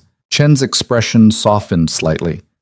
I know, but survival sometimes means making choices that keep you up at night. I'm not asking you to like this. I'm asking if you can live with it. Serena looked at Luca. And you? Can you live with it? Luca's face was unreadable. I've done worse for less reason, but Chen's right about one thing. We need leverage. Without it, we're just three people with a USB drive trying to outrun an army. So we kidnap an innocent woman and use her as bait. Serena's voice was hollow. That's the plan. That's the plan, Chen confirmed. Serena walked to the table, looked at Natalia Casimir's photo. The young woman was smiling in the picture, caught mid-laugh at some gallery opening. She looked happy, unaware that her father's sins were about to crash down on her. If we do this, Serena said, we do it without hurting her. No violence, no threats. We just hold her until Dante agrees to meet. Agreed, Luca said. Chen nodded. I can live with that. They planned through the night. Chen pulled surveillance data on Natalia's routine, classes, favorite coffee shop, evening walks through Washington Square Park. Patterns. Predictability. The kind of normal life that made someone vulnerable. By dawn, they had a plan. Simple. Clean. The kind that only worked if nothing went wrong, which meant it probably wouldn't work at all. They drove back into the city in stolen plates and borrowed faces, baseball caps pulled low, sunglasses despite the early hour. The streets were waking up, people heading to work, joggers in the park, food carts setting up for the breakfast rush. Normal. All of it so goddamn normal. Natalia Casimir left her brownstone at 8:15, exactly on schedule. Dark coat, leather bag slung over one shoulder, earbuds in. She walked like someone who'd never had to check over her shoulder, who'd never learned that the world could turn vicious in a heartbeat. Serena watched from across the street and felt sick. Second thoughts? Luca asked quietly. 10th thoughts. 100th thoughts. Serena's hands were shaking. She shoved them in her pockets. But we're doing this anyway. We don't have to. Yes, Serena said. We do. They followed Natalia to the coffee shop. Chen went in first, casual, ordering something complicated. Luca went next. Serena waited outside, watching through the window. Natalia ordered her usual, some kind of latte with extra foam. She was scrolling through her phone, oblivious. Chen moved closer, timing it perfectly. As Natalia turned to leave, Chen stumbled, spilled her drink, grabbed Natalia's arm. Oh God, I'm so sorry. It's fine. Don't worry about... The syringe was so small Serena almost missed it. Just a quick press against Natalia's upper arm, needle-piercing fabric and skin. The sedative worked fast. Chen had promised it would. Natalia's eyes went unfocused. Her knees buckled. She's having a seizure, Chen's voice carried. Someone call an ambulance. But Luca was already there, playing the concerned stranger, helping Chen guide Natalia toward the door. I've got a car right outside.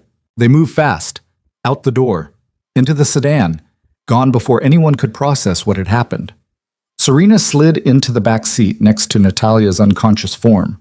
The young woman's breathing was steady, regular. She looked peaceful, like she was sleeping, like she wasn't being kidnapped. Drive, Chen said. Luca drove. They took her to another safe house, this one further out, deeper in the woods. An old hunting lodge that smelled like mildew and abandonment. Inside, they laid Natalia on a couch, checked her vitals. Everything stable. She'll wake up in about an hour, Chen said. Groggy but functional, no permanent effects. Just the psychological trauma of being kidnapped, Serena said bitterly. She'll survive.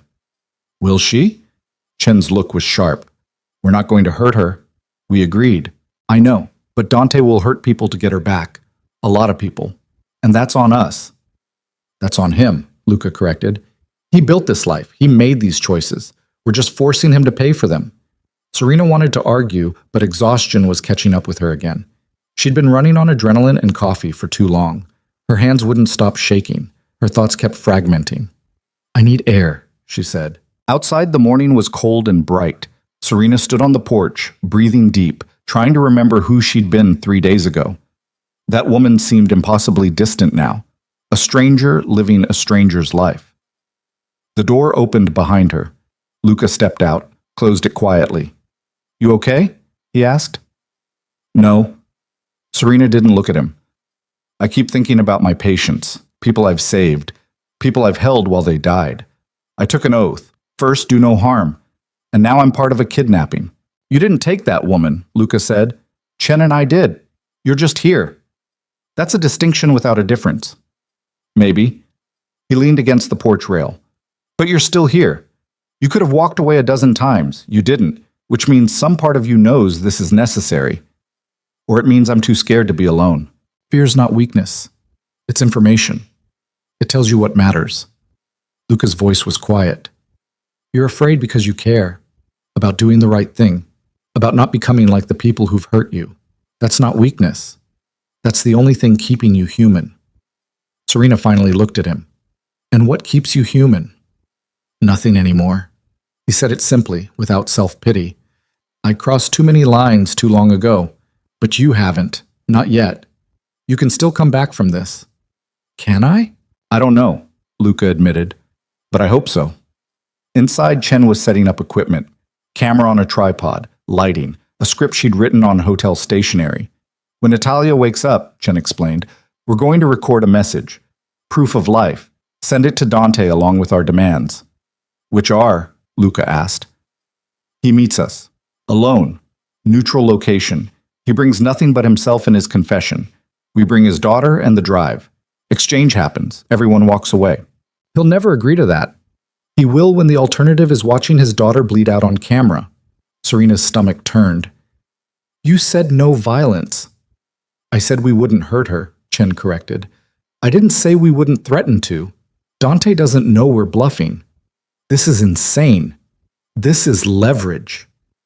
An hour later, Natalia Casimir's eyes fluttered open. She blinked, confused, trying to orient herself. When she saw the three strangers watching her, confusion turned to fear. Where? Her voice came out hoarse. Where am I? You're safe, Serena said, moving closer. No one's going to hurt you. Who are you? What do you want? We need your help, Chen said, all business. Your father has something that belongs to us. We're going to trade. You for the truth. Natalia's face went pale. My father? You took me because of my father? Yes. I don't have anything to do with his business. I don't know anything. I can't. We know, Luca interrupted. This isn't about what you know. It's about what you're worth to him. Natalia's eyes filled with tears. Please, please, I don't want to die. You're not going to die, Serena said firmly. She shot a look at Chen. No one's going to hurt you, I promise. Can you promise that? Natalia's voice broke. Can you really promise that when you've already kidnapped me? Serena had no answer. Chen set up the camera. We're going to record a message. You're going to tell your father you're alive and you're being treated well. Then we're going to send it to him along with our demands. That's all. No tricks, no harm. And if he doesn't give you what you want, he will. Chen's voice was cold. Because you're the only thing in this world he actually loves. They recorded the message. Natalia, pale and shaking, reading from Chen's script. Proof of life. Timestamp. A demand for meeting terms. When it was done, Chen sent it through an encrypted channel to a number pulled from the evidence files. Dante Casimir's private line. The one only a handful of people knew. Then they waited. 2 hours passed. 3. Natalia sat on the couch, silent and terrified. Serena tried to comfort her, but what comfort was there? We kidnapped you, but we're the good guys didn't exactly inspire trust.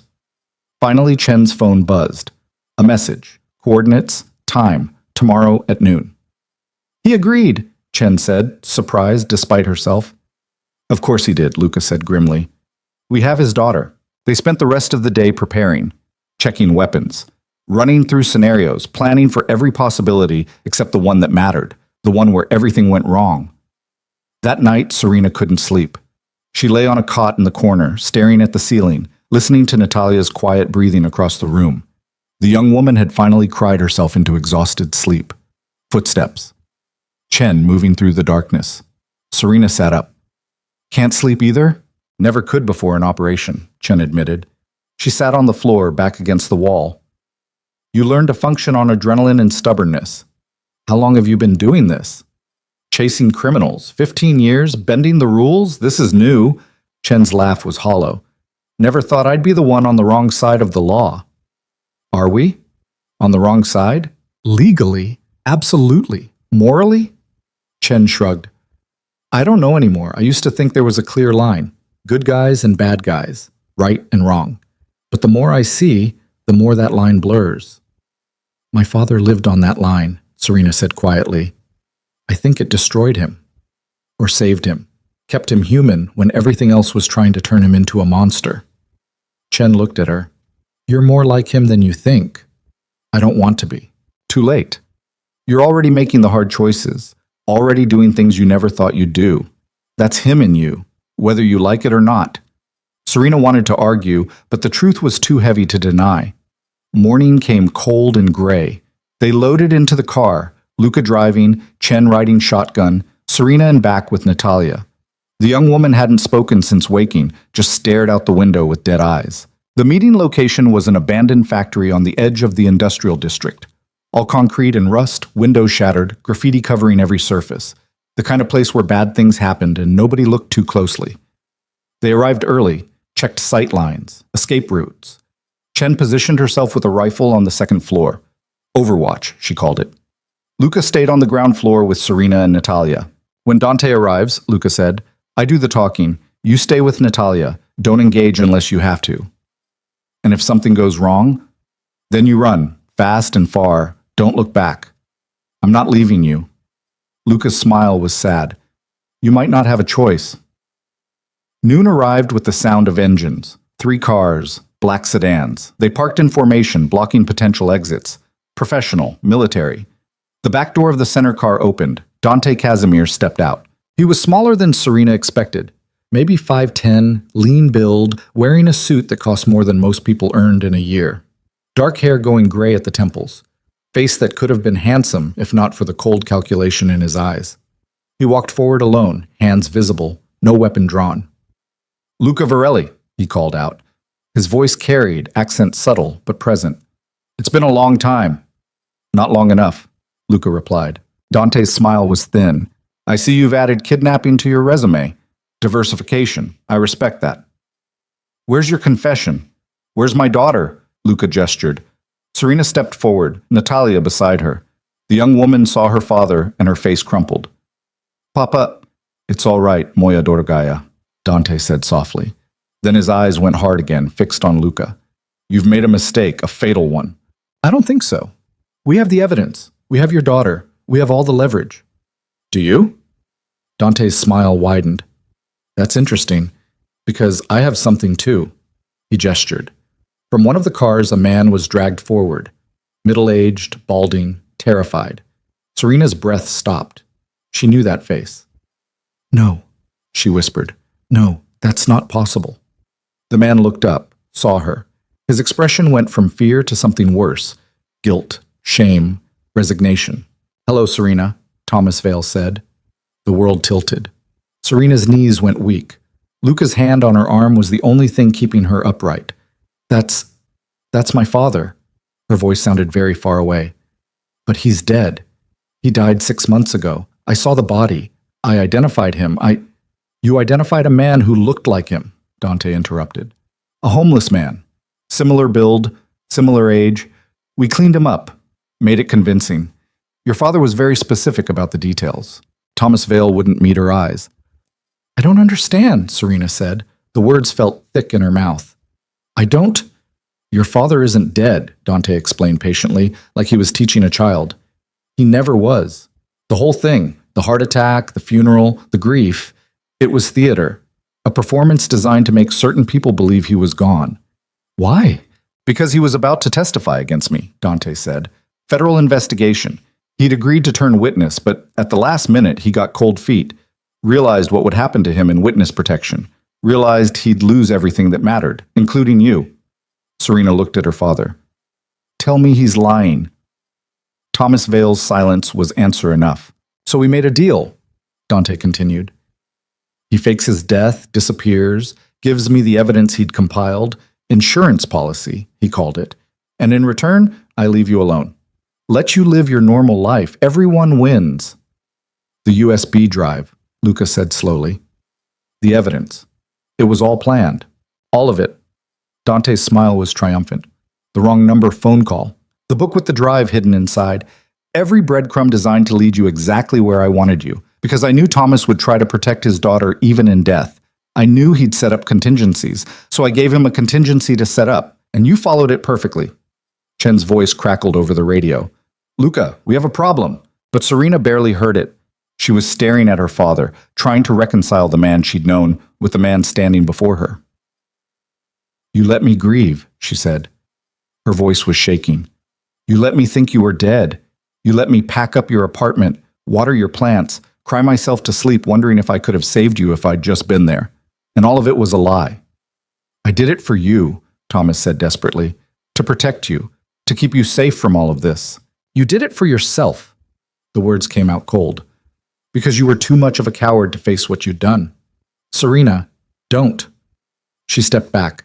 "Don't say my name. You don't get to say my name." Dante laughed. "Family drama, how touching, but I'm afraid we're running out of time. The evidence drive, please, the real one, not the decoy you've been carrying." Luca's hand moved toward his gun. "We don't have a decoy." "Of course you do. Did you really think I'd leave actual evidence sitting in a paperback novel? The drive you found contains exactly what I wanted it to contain. Enough real information to seem legitimate, enough fake leads to keep you busy, and a GPS tracker so I could follow you wherever you went." Dante's eyes glittered. "You've been carrying my surveillance device this entire time." Chen's voice again, urgent now. "Luca, they're surrounding us. At least 20 men. We need to move. Now!" But Luca was staring at Dante. "If the drive was fake, where's the real evidence?" "There isn't any," Thomas Vale said quietly. "I destroyed it. All of it. That was the deal.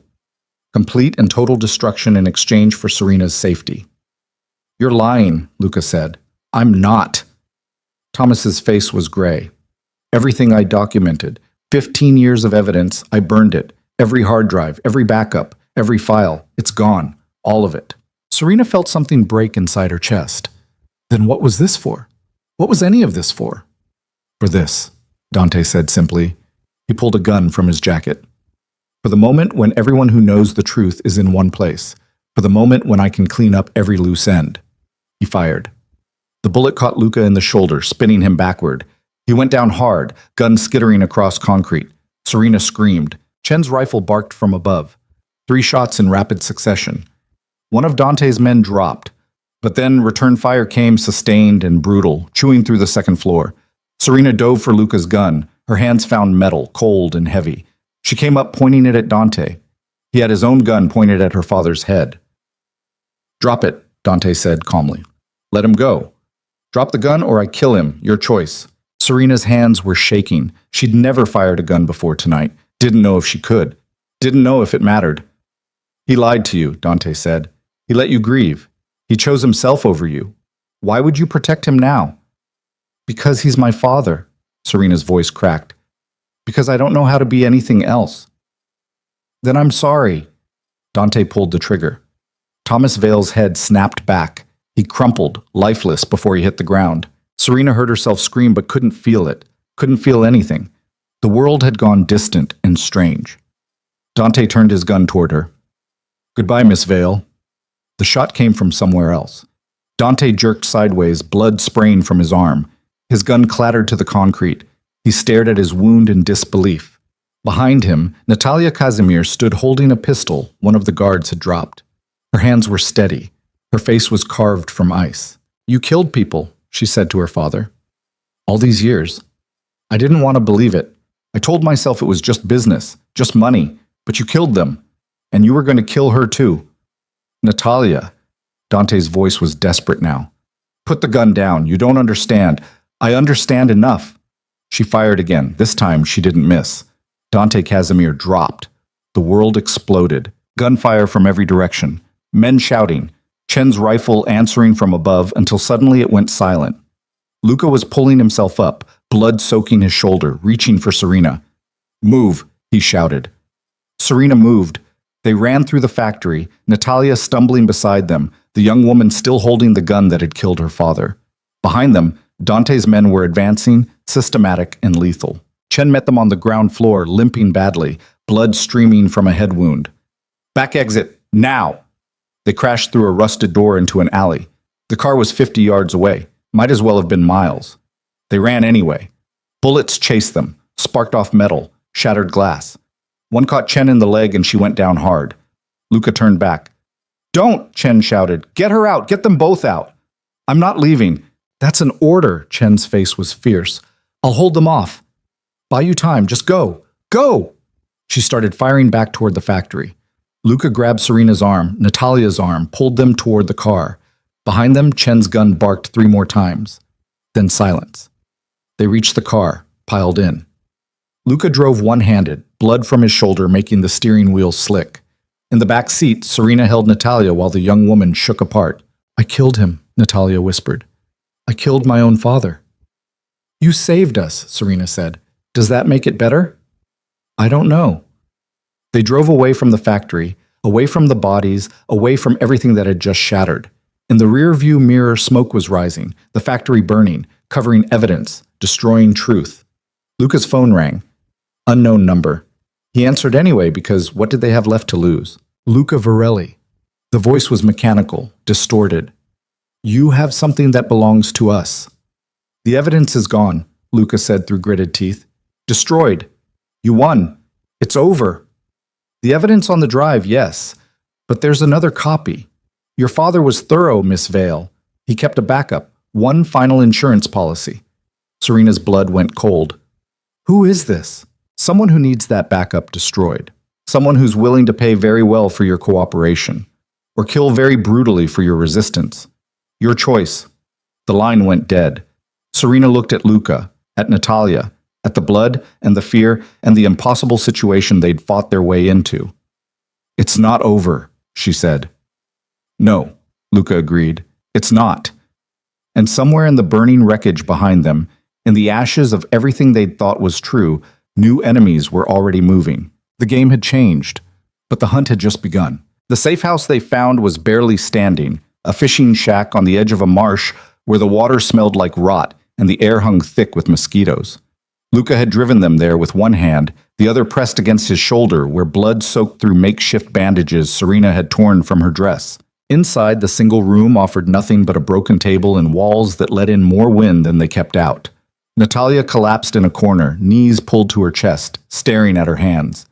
The hands that had killed her father. She hadn't spoken in an hour. Serena worked on Luca's shoulder by the light of a battery-powered lantern. The bullet had passed through clean, lucky, considering. She packed the wound with gauze from a first aid kit Luca kept in the car, hands steady despite the trembling in her chest. You need a hospital, she said. Can't. Luca's voice was tight with pain. Hospitals mean records. Records mean they find us. You could bleed out. Then I bleed out. He met her eyes. But I don't put you in more danger. Serena tied off the bandage harder than necessary. Luca hissed, but didn't complain. My father, Serena said quietly, not looking at him. He really destroyed it all? Everything? That's what he said. And you believe him? Luca was quiet for a moment. I believe he thought he was protecting you. Whether he actually destroyed everything? I don't know, but someone else thinks there's another copy, which means we're not done. Serena's hand stilled. The phone call. They said my father kept a backup. Insurance on his insurance. It's what I would have done. So where is it? That's what we need to figure out. Luca shifted, pain flashing across his face. Your father was thorough, methodical. He wouldn't have left something that important without telling you how to find it. He didn't tell me anything. He was too busy pretending to be dead. The bitterness in her voice could have cut glass. Natalia spoke from the corner, voice small and broken. He loved you. Serena turned to look at her.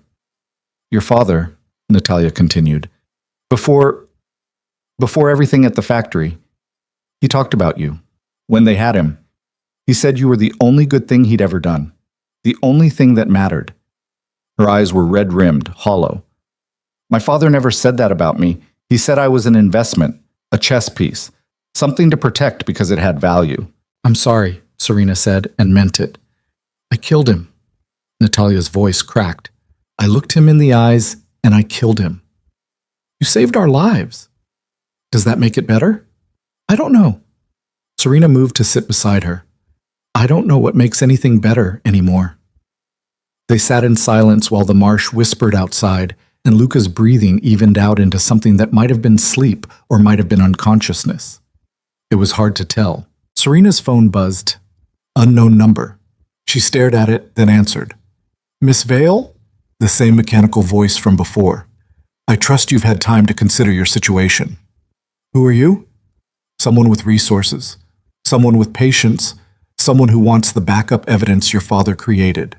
A pause. And someone who knows exactly where you are right now. Serena's blood went cold. She looked at Luca. His eyes were open, alert. He'd been listening. I don't have what you want, Serena said. But you know where it is. Your father would have left you a message, a clue, something only you would understand.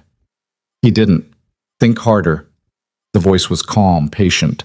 Because in approximately 3 minutes, the men I've sent to your location will arrive.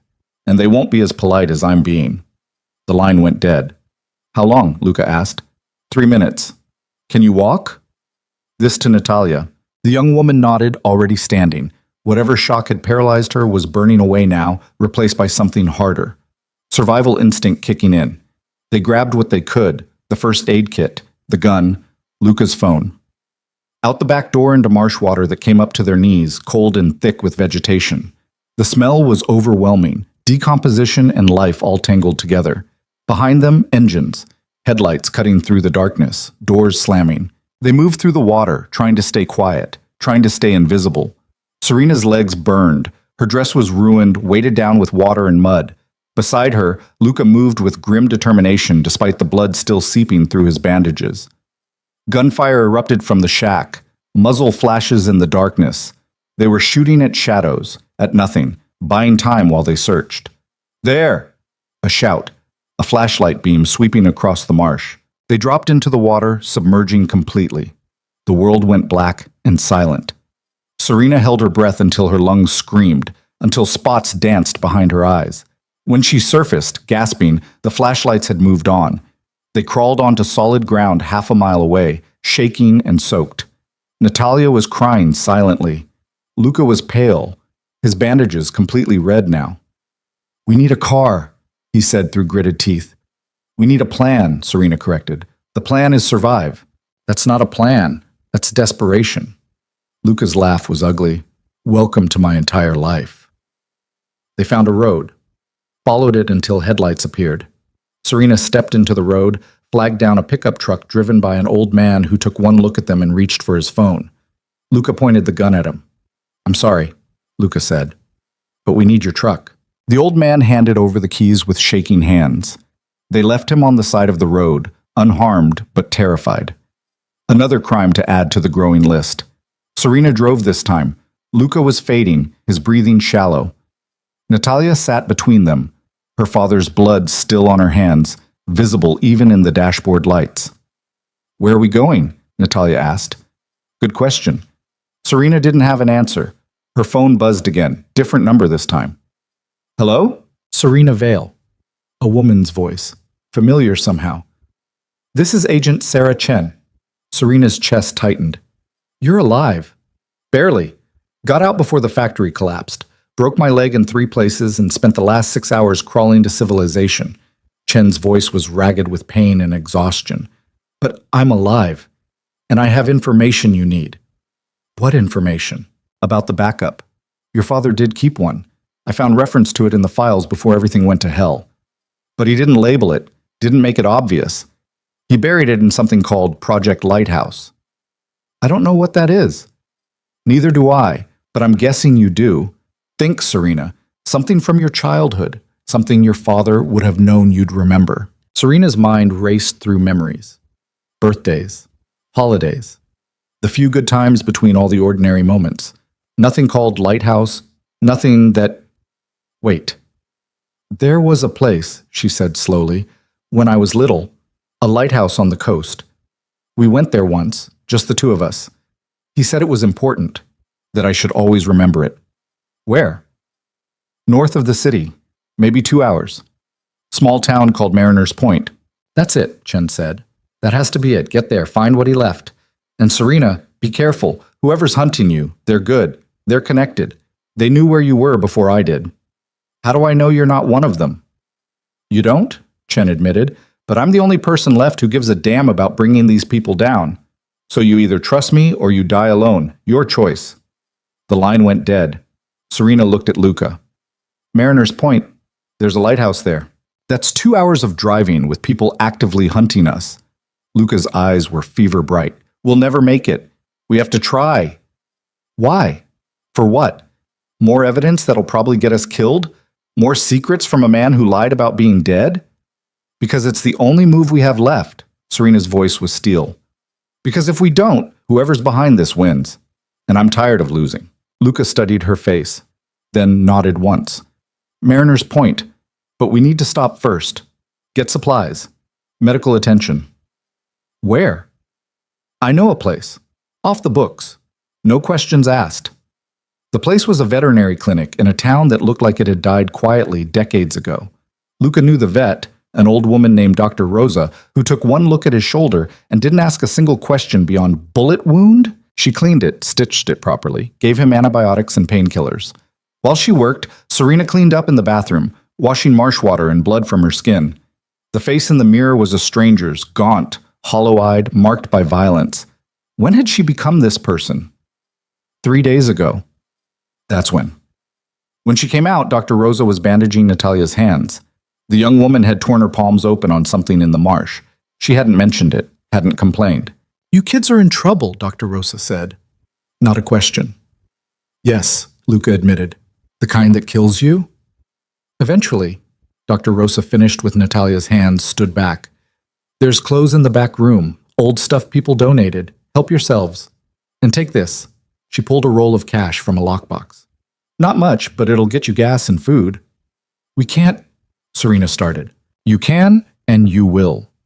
Dr. Rosa's voice was firm. "I know what running looks like. Did it myself 40 years ago.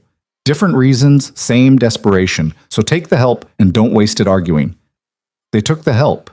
Clean clothes, jeans and sweatshirts that didn't fit quite right, but were dry and warm. The cash.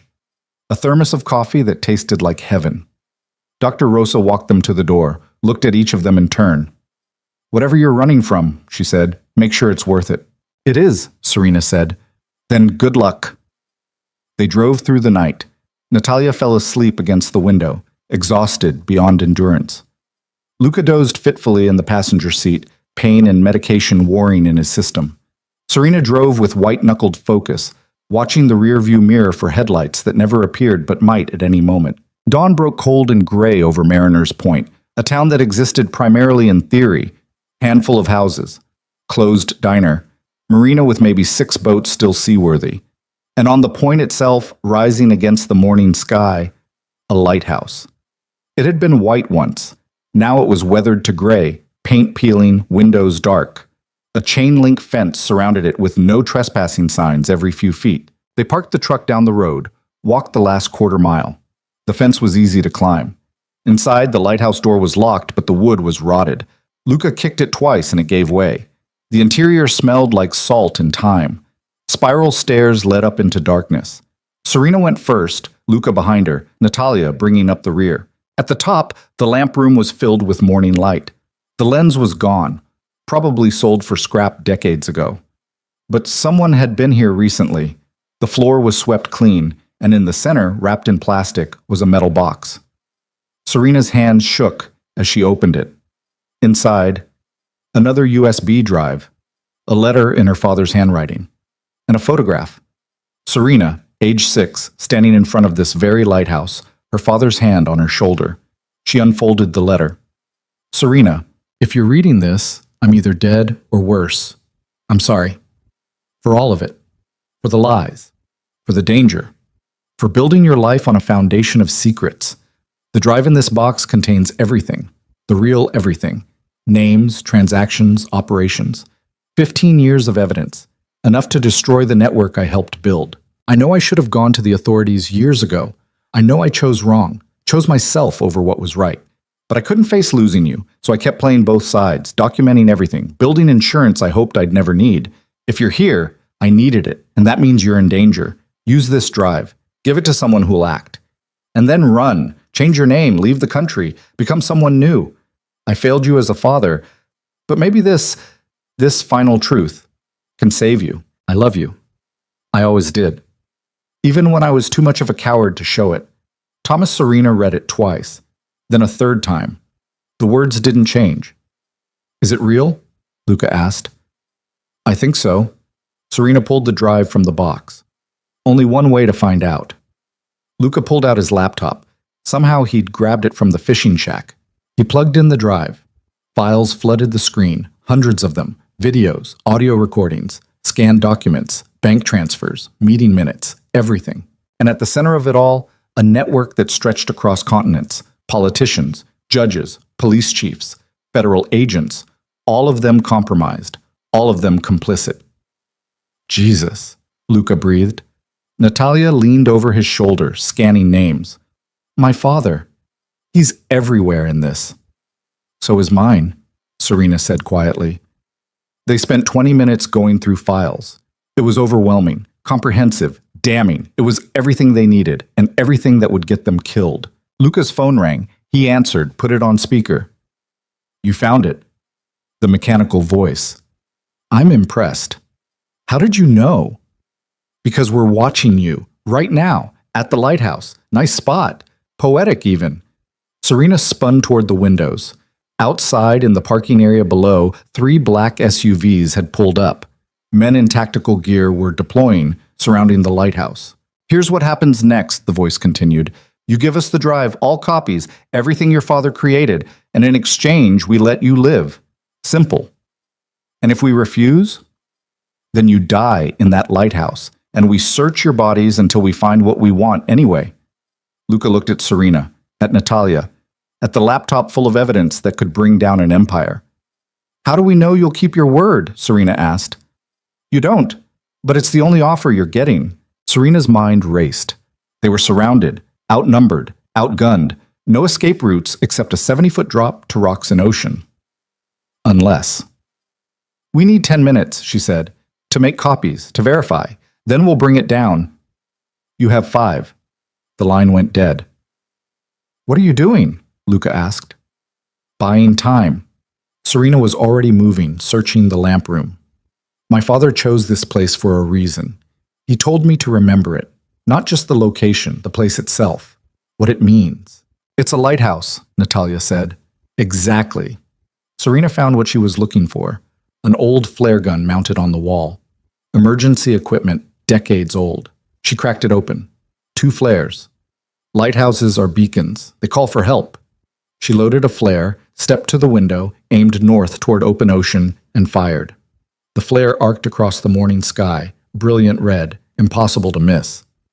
What good does that do? Luca asked. Agent Chen said she was north of the city. If she's close enough, if she sees it, That's a lot of ifs. It's all we have. Outside, the men were advancing, maybe 30 seconds until they breached the door. Serena loaded the second flare, fired it in a different direction. Then they waited. 20 seconds, 15, 10. The door below crashed open, footsteps on the stairs. Luca raised his gun. Get behind me. No. Serena stood beside him. We stand together or not at all. Natalia picked up a piece of broken metal from the floor. Not much of a weapon, but better than nothing. The footsteps were almost to the top. Then, from outside, sirens. Not one. Dozens. The footsteps stopped. Confusion in the voices below. Someone shouting into a radio. Someone else cursing. Through the window, Serena saw them. Police cars, FBI vehicles, SWAT vans, an army of law enforcement pouring into Mariner's Point. At the front, limping badly but alive, was Agent Sarah Chen. This is the FBI, her voice came through a megaphone. You are surrounded. Drop your weapons and exit the lighthouse with your hands visible. The men below hesitated. Serena could hear the calculation happening. Fight and die, or surrender and hope for deals. Self-preservation won. One by one, they filed out of the lighthouse, hands up, weapons discarded. Serena's legs went weak. She sat down hard, back against the wall. Luca sat beside her, Natalia on his other side. We're alive, Natalia said, like she couldn't quite believe it. We're alive, Serena confirmed. Chen climbed the stairs slowly, painfully. Her leg was in a brace. Her face was bruised and battered, but she was smiling. Nice signal flares, she said. Very dramatic. Did you bring backup? Luca asked. Everyone I could trust. Turns out when you tell people you have evidence of massive corruption, the clean ones get very motivated very quickly. Chen looked at the laptop. Is that it? Serena handed her the drive. Everything. My father's complete records. Chen plugged it into her own laptop, scrolled through files. Her expression grew harder with each passing second. This is enough, she said quietly. Enough to prosecute hundreds of people. Enough to dismantle networks that have been operating for decades. She looked up. Your father did terrible things, but this makes up for some of it. Does it? Serena asked. I don't know, but it's more than most people leave behind. They descended the lighthouse together. Outside, the tactical team was being processed, arrested, read their rights. Chen's backup team was securing the scene. What happens now? Natalia asked. Now you give statements. Go into protective custody while we build cases. Testify when the time comes. Chen's voice was gentle. It's not over. It won't be over for a long time. But the worst part is done. And them? Serena gestured to the captured men. Who do they work for? We'll find out. Chen's smile was grim. And when we do, we'll come for them too. They were separated for processing. Serena gave her statement to a federal agent who looked barely old enough to drive. She told him everything, the kidnapping at the war room, the safe houses, her father's betrayal, the factory, all of it. When she was done, they put her in a hotel room with 2 guards outside the door. She showered for the first time in days. The water ran brown with dirt and blood, some hers, some other people's. She watched it circle the drain and felt nothing. That night, she dreamed of her father. Not the man who'd lied to her, the man from before. The one who'd brought her to this lighthouse when she was 6 and told her that no matter how dark things got, there was always a light to guide people home. He'd been lying then too. She just hadn't known it yet. She woke to knocking. One of the guards opened the door. Chen limped in, carrying a laptop. Can't sleep either? Chen asked. Not really. Yeah, me neither. Chen sat in the chair by the window. I've been going through the evidence, making arrests. The dominoes are falling faster than we can process them. Good. There's something else. Chen opened the laptop, turned it to face Serena. We identified the voice on the phone, the one who sent the team to the lighthouse. A photo. A woman. Maybe 50. Elegant, cold eyes. Victoria Strand, Chen said. She's the one who's been pulling strings. She's the architect of the network your father documented. She's been operating in the shadows for 30 years. And because of what you found, we're going to bring her down. Where is she? That's the problem. She disappeared, went dark the moment her team was captured. We're looking, but... Chen's phone buzzed. She looked at it. Her face went pale. Oh, God. What? Chen turned the phone toward Serena. A text message. A photo. Luca Varelli, unconscious, tied to a chair in a room Serena didn't recognize. And below it, the evidence for his life. You have 12 hours. Serena's blood went cold. How? He was in protective custody. Your people... Someone inside, Chen said grimly. Someone we trusted. She stood, already moving. We're going to get him back. You don't know where he is. Then we'll find out. Chen's voice was steel. I don't leave people behind. Neither do I. Serena was already putting on her shoes. Let's go get him. Chen started to argue, saw something in Serena's face that made her stop. Okay, she said, but we do this smart. We plan. We prepare.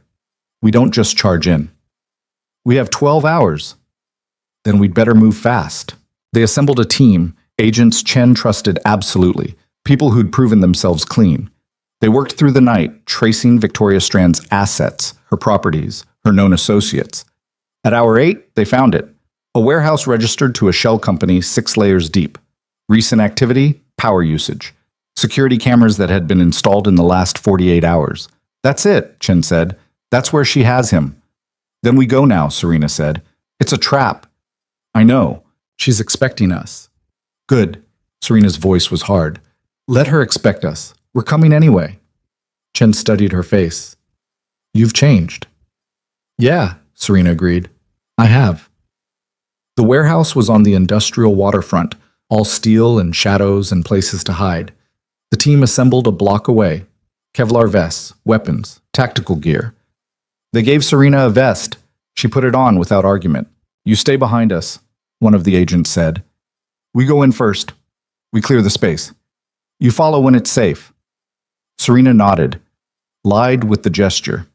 They breached the warehouse at dawn.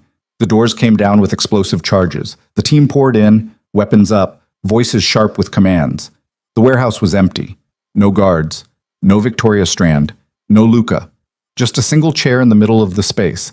And on it, a laptop. Screen glowing. Chen approached carefully. On the screen, a video feed. Luca Varelli, tied to a chair, very much alive. And standing behind him, gun to his head, was Victoria Strand. Agent Chen, Victoria said pleasantly. Her voice was cultured, educated, the kind that made violence sound reasonable. So glad you could join us. And Miss Vale, thank you for bringing the evidence. I trust you have it with you? We're not giving you anything, Chen said. No? Victoria pressed the gun harder against Luca's head. Not even to save him? You'll kill him anyway, Serena said. The moment you have what you want. Perhaps, but this way he dies quickly, painlessly. The alternative? Victoria smiled. Well, I have time. I have tools. I can make it last days. Luca's eyes found Serena through the camera. He shook his head once. Clear message. Don't do it. Serena's hands curled into fists. Where are you? Chen demanded. Close, Victoria said, but not close enough for you to reach me in time. So here's my final offer. You give me the drive, all copies, complete and total destruction, and I let him live. You have 30 seconds to decide. The screen showed a countdown timer, starting at 30, ticking down. Chen looked at Serena. It's your call. Your father's evidence. Your choice. 25 seconds. Serena thought about her father, about the life he'd lived in shadows, about the evidence he'd died, or pretended to die, to protect. 20 seconds. She thought about Luca, about the promise he'd kept, about the man who'd chosen to protect her when he didn't have to.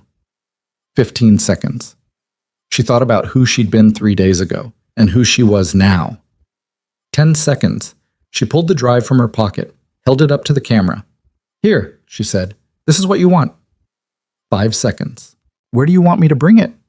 The timer stopped at 2 seconds. Victoria's smile widened. There's a pier 3 blocks east. Come alone. No weapons, no backup. Just you and the drive. You have 10 minutes. The screen went black. Chen grabbed Serena's arm.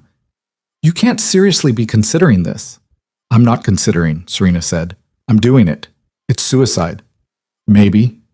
Serena pulled free. But he came for me multiple times. Now I'm coming for him. With what plan? You just walk in and hand over everything we've worked for? No. Serena's smile was cold. I walk in and finish this. She turned to the team. I need something that looks like a USB drive but isn't. Can you do that? One of the tech agents nodded. We have dummy drives. Use them for training. They'll pass casual inspection. Give me one. He handed it over. Serena pocketed it, kept the real drive separate. And I need a wire, she continued, the kind that can't be detected easily. You want to record this? Chen asked. I want Victoria on record, admitting everything, threatening lives, all of it. Serena's voice was steady. My father spent 15 years building evidence. I'm going to finish what he started. They wired her. Tiny microphone hidden in her clothing, transmitter sewn into the lining of her vest. Chen tested it. Clear signal. Good range. We'll be listening, Chen said. The moment things go wrong, we come in. The moment things go wrong, Luca's dead, Serena pointed out. So things don't go wrong. She walked to the pier alone. The morning sun was burning through fog, turning the world golden and surreal. Her footsteps echoed on the wooden planks. At the end of the pier, Victoria Strand waited. Elegant coat, perfect hair, gun in her hand. Behind her, Luca was tied to a piling, blood crusted on his face, but his eyes were clear and furious.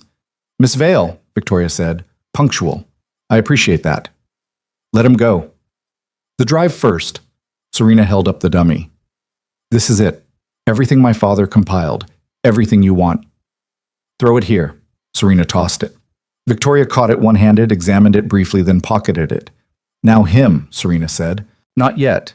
Victoria's smile was thin. First, we're going to talk about what happens next, about how you're going to forget everything you've seen, everything you know. You're going to disappear, change your name, leave the country, and never speak of any of this again. And if I don't, then I kill everyone you've ever cared about, starting with him. The gun moved to point at Luca. Then Agent Chen, then Natalia Casimir, poor girl, orphaned and alone. It would be a shame if something happened to her. You're already finished, Serena said. The evidence is everywhere, in federal hands, being processed right now. Arrests are happening. Your network is burning. Networks can be rebuilt. People can be silenced. Money and fear are powerful motivators. Victoria's eyes were cold. But you're a loose end, and I don't leave loose ends. She raised the gun. Serena closed her eyes. The shot rang out, but the pain didn't come. Serena opened her eyes. Victoria Strand was staring at the red bloom spreading across her chest. Behind her, Natalia Casimir stood on the pier, gun in shaking hands. You threatened to kill me, Natalia said, voice breaking. I've already killed one monster. What's one more? Victoria dropped to her knees, tried to speak. Blood bubbled from her lips instead of words. She fell forward, stopped moving. Serena ran to Luca, fingers fumbling with the ropes. Chen's team was already flooding the pier, weapons drawn, securing the scene. You okay? Serena asked as Luca's hands came free. Better now, he said. His voice was rough, exhausted. You came for me. You came for me first. Yeah. His smile was brief and genuine. I did. Chen approached, looked at Victoria's body, then at Natalia. That's the second time you've saved us. Third time's the charm. Natalia's laugh was hysterical. She was shaking so hard the gun fell from her hands. How many people do I have to kill before this is over? It's over now, Chen said gently. It's really over. They stood on the pier while the sun climbed higher, while police tape went up, while bodies were photographed and evidence was collected. Serena looked at the water, at the morning light, at the city in the distance where her old life had existed. That life was gone. Burned away. Replaced by something she was still trying to understand, but she was alive. They were all alive. And sometimes that had to be enough. What happens now, she asked Chen. Now we finish what you started. We prosecute. We dismantle. We make sure what your father documented actually means something. Chen's voice was firm. And you three? You get to decide what comes next, who you want to be, how you want to rebuild. Serena looked at Luca, at Natalia, at the two people who'd become her only family in the wreckage of everything else. Together, she said, we rebuild together. And for the first time in days, the weight on her chest lifted just slightly. Not gone, never gone, but bearable. They walked off the pier together as the sun burned through the last of the fog, and whatever waited on the other side of today, they'd face it the same way they'd faced everything else, standing together, refusing to break, still breathing. The federal building smelled like disinfectant and stale coffee. Serena sat in a conference room on the 8th floor, watching through bulletproof glass as prosecutors prepared their case. Boxes of evidence lined the walls, her father's work, transformed into something that would destroy lives and rebuild others. 3 weeks had passed since the pier. 3 weeks of debriefings and depositions, of answering the same questions in different rooms to different people who all wanted to know the same thing. How much did she know, and when did she know it? The answer was always the same: not enough. Too late. Chen limped into the room, her legs still in a brace but healing. She carried 2 cups of vending machine coffee and set one in front of Serena without asking if she wanted it. Grand jury came back with indictments, Chen said, sitting down with visible relief. 47 people. More coming. Prosecutors are calling it the biggest corruption case in state history. Good, Serena said. The word felt hollow. You don't sound happy. I'm not unhappy. Serena wrapped her hands around the coffee cup, letting the heat seep into her palms. I'm just tired. Testifying starts next week. You ready? Do I have a choice? Not really. Chen's smile was sympathetic. But for what it's worth, you're doing the right thing. Your father would be proud. Serena looked at her. My father let me think he was dead for 6 months. He documented crimes while helping commit them. He built a life on lies and called it protection. Her voice was flat, empty of anger. I don't know what my father would be, but I'm done caring. Chen was quiet for a moment. Have you thought about what comes after? After the trials? After all of this? Every day? And? I don't know. Serena took a sip of the terrible coffee. I was a nurse. That was my identity. Help people, save lives, do no harm. Now I've kidnapped someone, shot at people, helped dismantle a criminal empire. I don't know how to go back to checking vitals and administering medication. Maybe you don't go back, Chen suggested. Maybe you go forward, different direction. Like what? Whatever you want.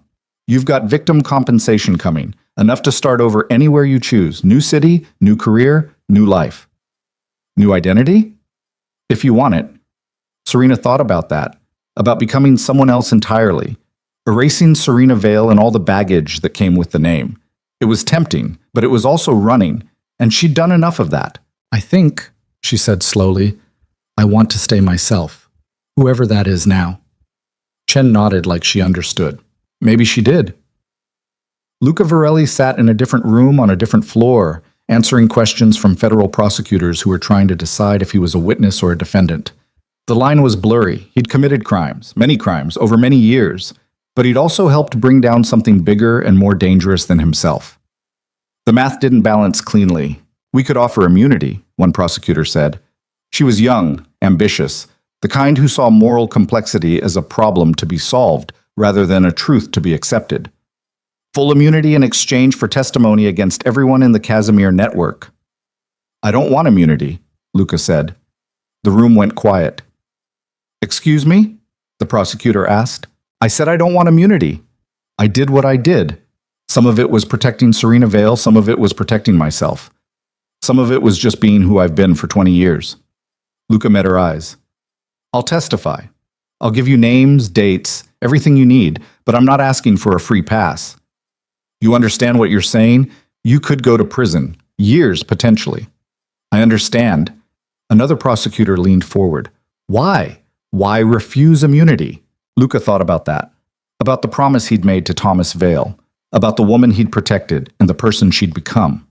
About the weight of choices and the cost of living with them. Because, he said finally, I'm tired of pretending the things I've done don't matter. And if going to prison is what balances the scales, then that's what I do. The prosecutors exchanged glances.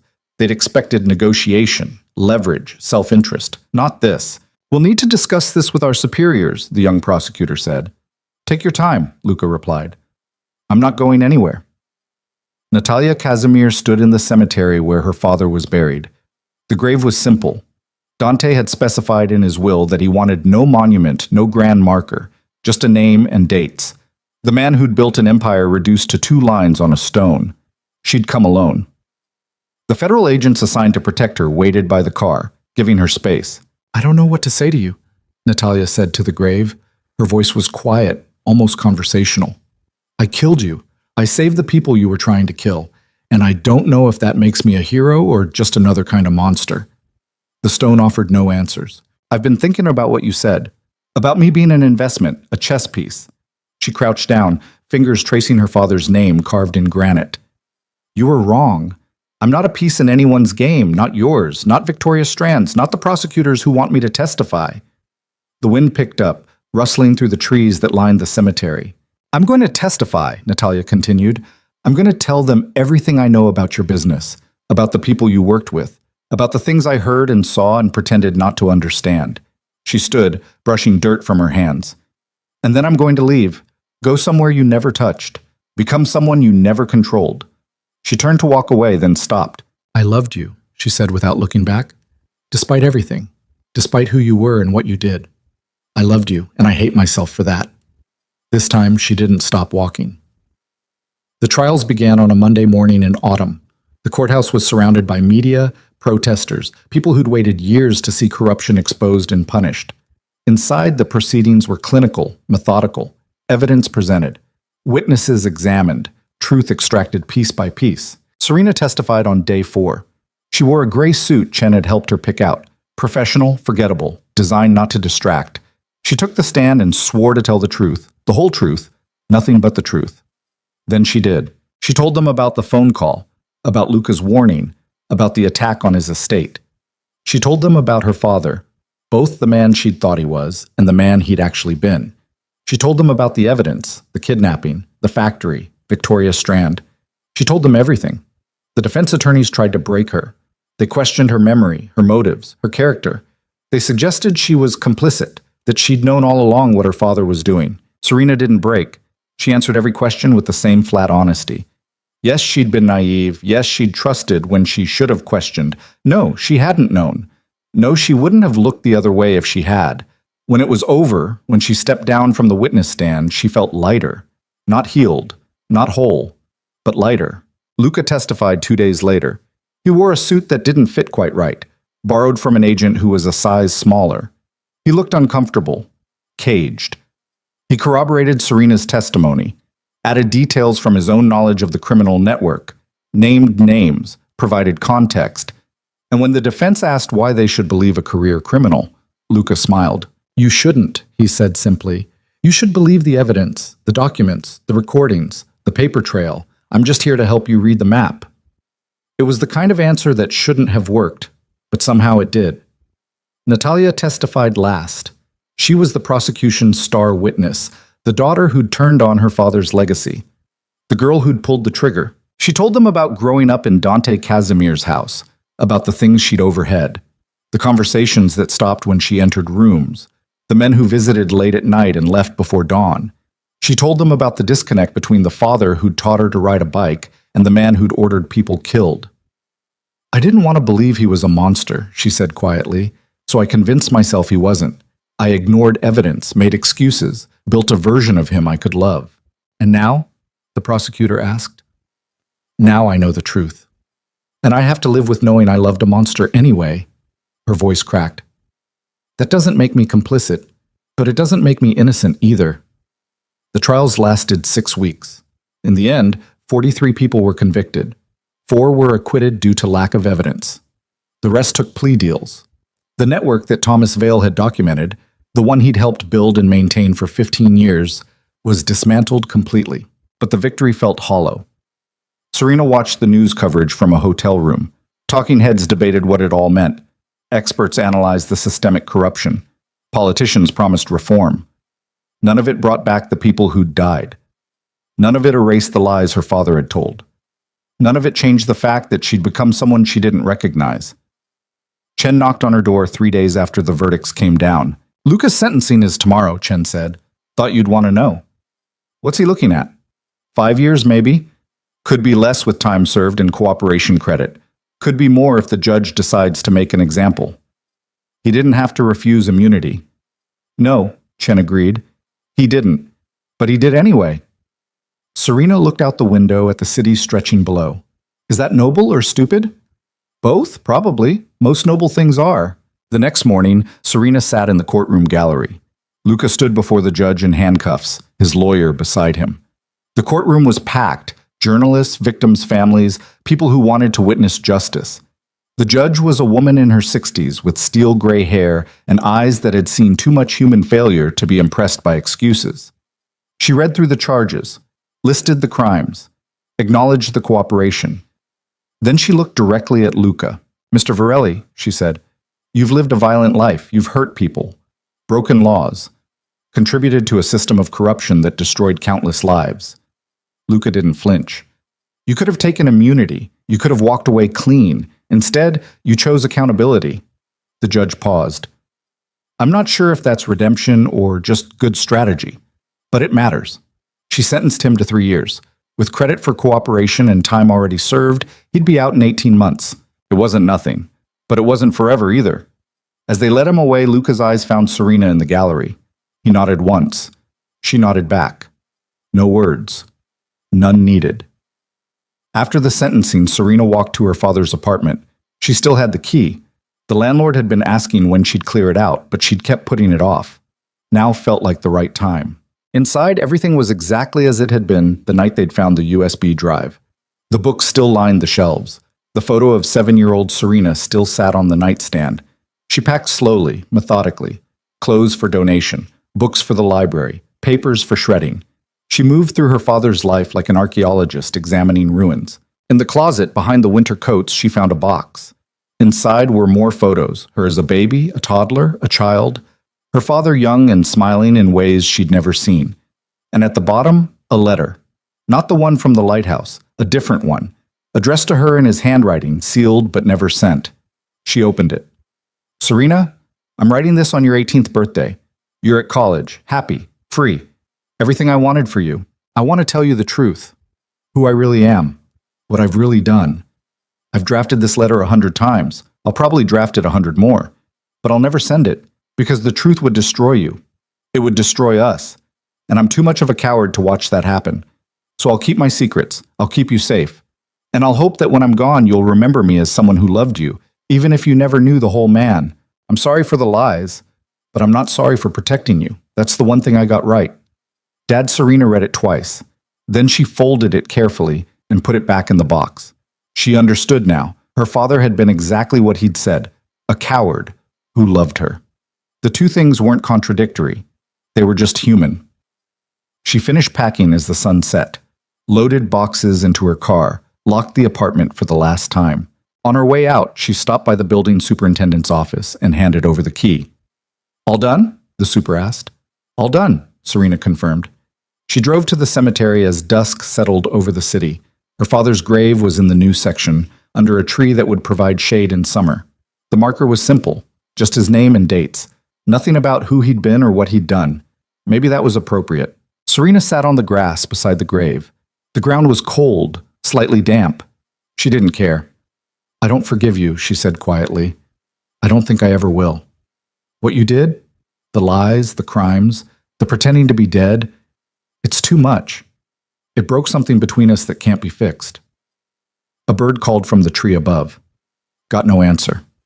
Went silent. "But I understand why you did it. I don't agree with it. I think you chose wrong. But I understand the impulse, wanting to protect someone you love from the truth, from yourself." Serena's voice cracked. "I just wish you'd trusted me enough to let me make my own choices." She pulled the letter from her pocket, looked at it one more time. Then she dug a small hole beside the grave and buried it. "Goodbye, Dad," she said. "I hope wherever you are, you found peace, because I don't think you ever had it here." She stood, brushed dirt from her jeans, and walked back to her car without looking back. 6 months later, Serena stood in front of a small building in a neighborhood that was trying to decide if it was up and coming or just gentrifying. The sign above the door read, "Lighthouse Foundation, Support Services for Families of Crime." It had been Chen's idea. Use the victim compensation money to start something new, something that helped people navigate the aftermath of violence and corruption. Serena had liked the name, the irony of it. The lighthouse, where everything had almost ended, transformed into a beacon for people lost in the dark. Inside, the space was simple: counseling rooms, resource library, coffee station that was always running. Natalia had helped with the design. Turned out art history degrees were useful for more than just gallery openings. They'd hired 3 counselors and 2 case managers, people who understood trauma, who'd lived through their own versions of hell and come out the other side. Serena wasn't a counselor. She didn't have the training, but she was the director, the person who kept the lights on and the doors open. It wasn't nursing, but it was helping, and that counted for something. Natalia came in carrying coffee from the shop down the street. She'd cut her hair short, dyed it dark red, looked like someone entirely different from the terrified young woman who'd killed her father. "Morning rush is over," Natalia said, handing Serena a cup. "We had 3 walk-ins, 2 for counseling, 1 looking for legal resources." "Did Maria get them set up?" "Already done. She's good." "She is." They worked in comfortable silence for a while, organizing files, answering emails, the mundane work of keeping something alive and functional. "I heard from Chen," Natalia said eventually. "She's visiting Luca this weekend, asked if we wanted to come." Serena looked up. "Do you?" "I don't know. It feels weird, visiting the man who kidnapped me." "Technically, Chen and Luca kidnapped you. I was just there." "Still counts." But Natalia was smiling slightly. "Do you want to go?" Serena thought about it. About Luca in prison, serving time for choices he'd made before he ever met her. About the promise he'd kept and the price he was paying.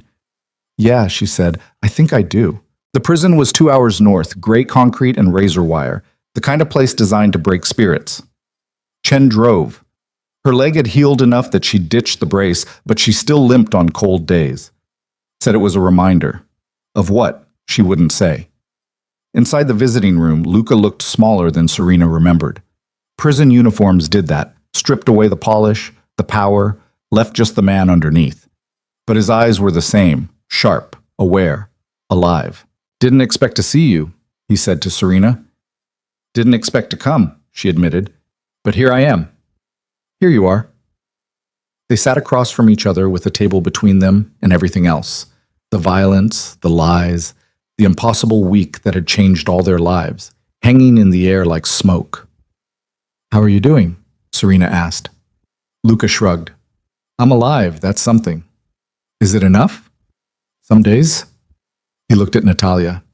"How about you? How's killing your father treating you?" It should have been an awful question. Somehow it wasn't.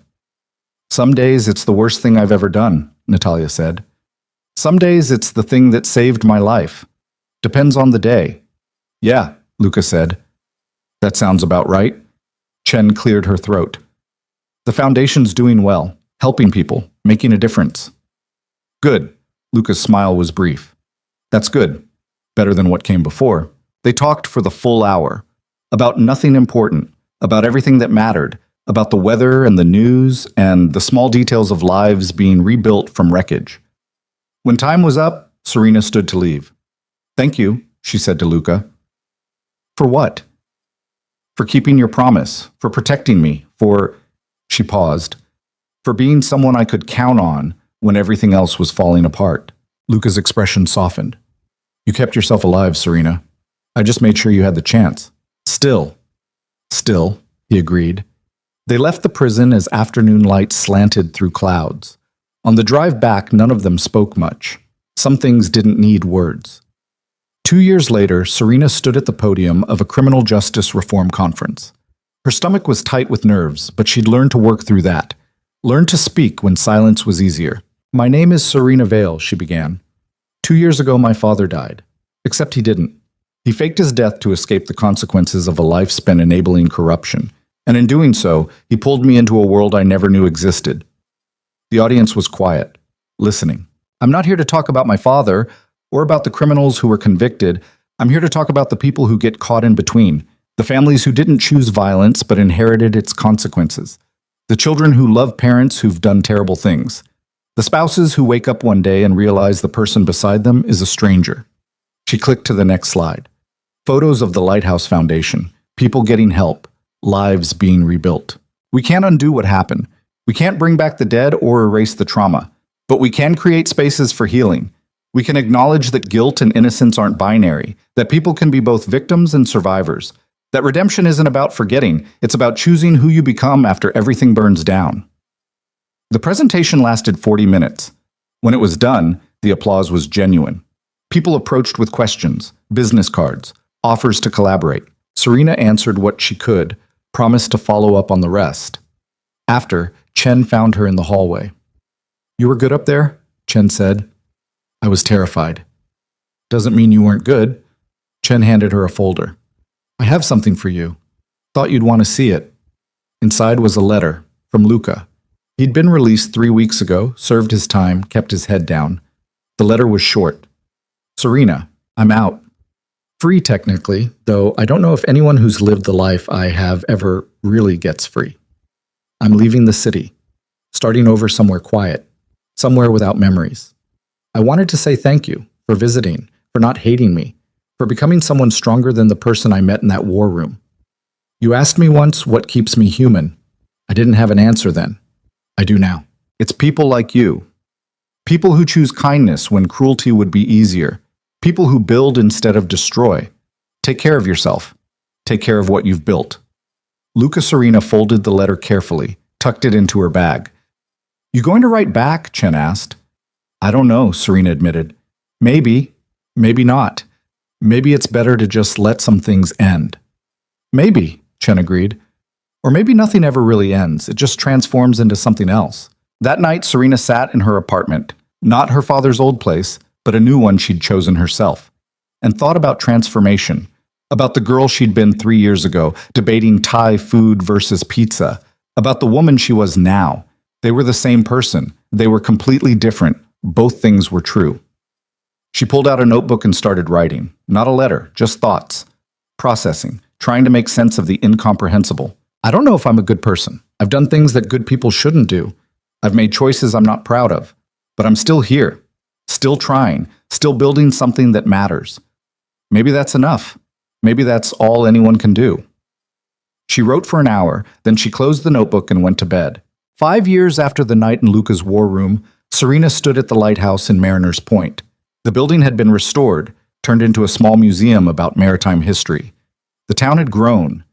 New businesses, new faces, progress that felt both inevitable and fragile. She climbed to the top of the lighthouse, stood in the lamp room where she'd found her father's final evidence. The view was spectacular. Ocean stretching to the horizon, sky so blue it hurt to look at, the kind of beauty that made you believe the world might be okay after all. "Thought I might find you here." Serena turned. Natalia stood in the doorway, older now, confident in ways she hadn't been before. She'd gone back to school, finished her degree, started working at the Lighthouse Foundation full-time.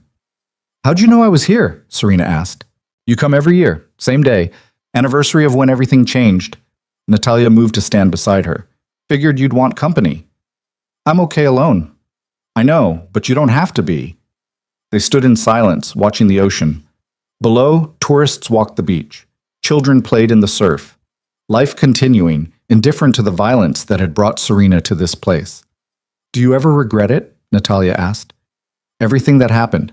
If you could go back, would you?" Serena thought about that. About the woman she'd been. The woman she'd become. The cost of the transformation. "No," she said finally. "I wouldn't change it, because changing it means I'd still be living in ignorance, still thinking my father was someone he wasn't, still believing the world was simpler than it is." "And that's better? Knowing the truth?" "It's honest." Serena's smile was sad. "I spent my whole life being lied to. By my father, by the world, by myself. At least now I see things clearly. Even if clearly means seeing how broken everything is. Especially then."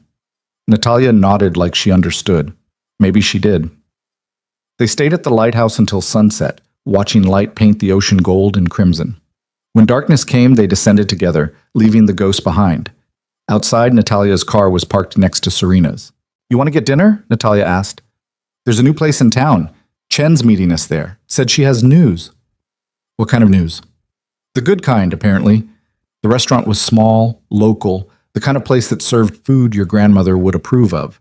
Chen was already there, sitting at a corner table with a bottle of wine half empty.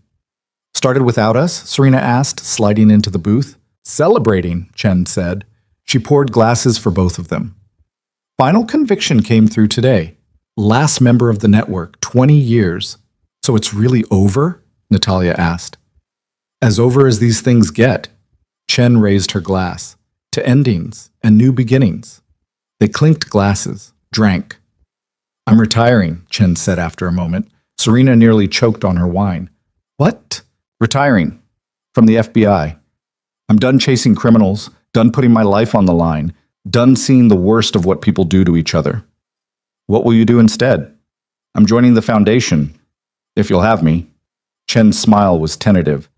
Figured I've spent enough time putting people away. Maybe it's time to help put them back together. Serena looked at Natalia. Natalia looked back. Something passed between them. Understanding, acceptance, hope.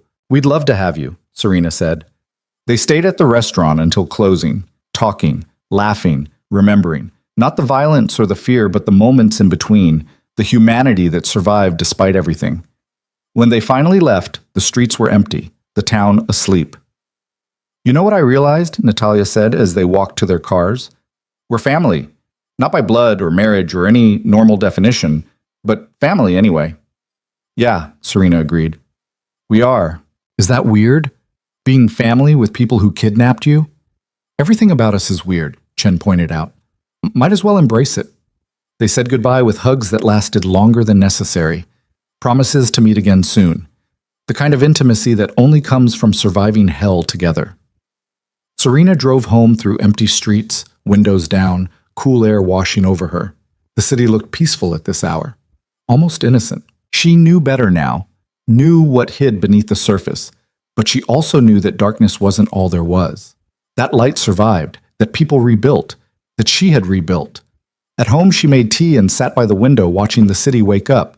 Early morning runners, first buses, the world starting another day. Her phone buzzed, a text from an unknown number. I heard you've been doing good work. Proud of you. El Luca. Wherever he was, whatever new life he'd built. She typed a response, deleted it, typed another. Finally settled on, thank you for everything. She hit send before she could second guess it. The response came immediately. You did the hard part. I just kept you breathing long enough to do it. Serena smiled, set down the phone, finished her tea. Outside, the sun was climbing higher, morning light burning away the last shadows. She thought about her father, about the lighthouse, about the drive full of evidence that had changed everything. She thought about Luca in his new life, Natalia finding peace, Chen choosing healing over hunting. She thought about herself, about the nurse who'd walked into a war room and walked out someone entirely different. Not better, necessarily. Not worse. Just true. She stood, stretched, felt her body respond in ways that were familiar and foreign at once. Scars that had healed but left marks. Strength built from breaking and rebuilding. The Lighthouse Foundation opened at 9. She had time for a shower, breakfast, the small rituals that structured days and made life manageable. But first she pulled out her notebook, the one where she'd been writing her thoughts for 5 years. Trying to make sense of the incomprehensible, she flipped to a new page, and she wrote, My name is Serena Vale. I'm the daughter of a criminal. I'm a survivor. I'm someone who has done terrible things for good reasons and good things despite terrible circumstances. I don't know if that makes me hero or villain or something in between, but I know I'm here, still breathing, still trying, still building light in dark places. And maybe that's enough. Maybe that's everything. She closed the notebook, set it aside. Through the window, the city stretched endlessly, full of people with their own secrets, their own scars, their own stories of survival. Serena Vale was just one among millions, not special, not chosen, just someone who'd been pulled into chaos and found a way to climb out. But she'd climbed out, and she'd helped others do the same. That had to count for something. She grabbed her bag, her keys, her phone. Locked the door behind her, stepped into the morning with purpose and determination and the quiet knowledge that whatever came next, she could handle it. She'd already survived the worst. Everything else was just details. The elevator took her down to the lobby. The doorman nodded good morning. She nodded back. The street outside was busy now, people rushing to work, living lives, chasing dreams. Serena joined the flow.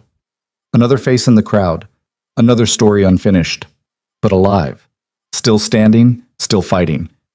And as she walked toward the Lighthouse Foundation, toward the people who'd become her family, toward the work that gave her purpose, she felt something she hadn't felt in 5 years. Peace. Not the absence of pain, not the erasure of memory, but acceptance. She'd been broken. She'd healed wrong. The scars would never fully fade. And that was okay, because scars meant survival. and survival meant tomorrow was possible. She pushed open the door to the foundation. Natalia was already there, coffee brewing, files organized. She looked up when Serena entered and smiled. Ready for another day? As ready as I'll ever be, Serena replied. And together, they got to work. Building light in dark places, helping people find their way home, becoming exactly who they needed to be. Not perfect, not undamaged, but whole. And that, finally, impossibly, miraculously, was enough.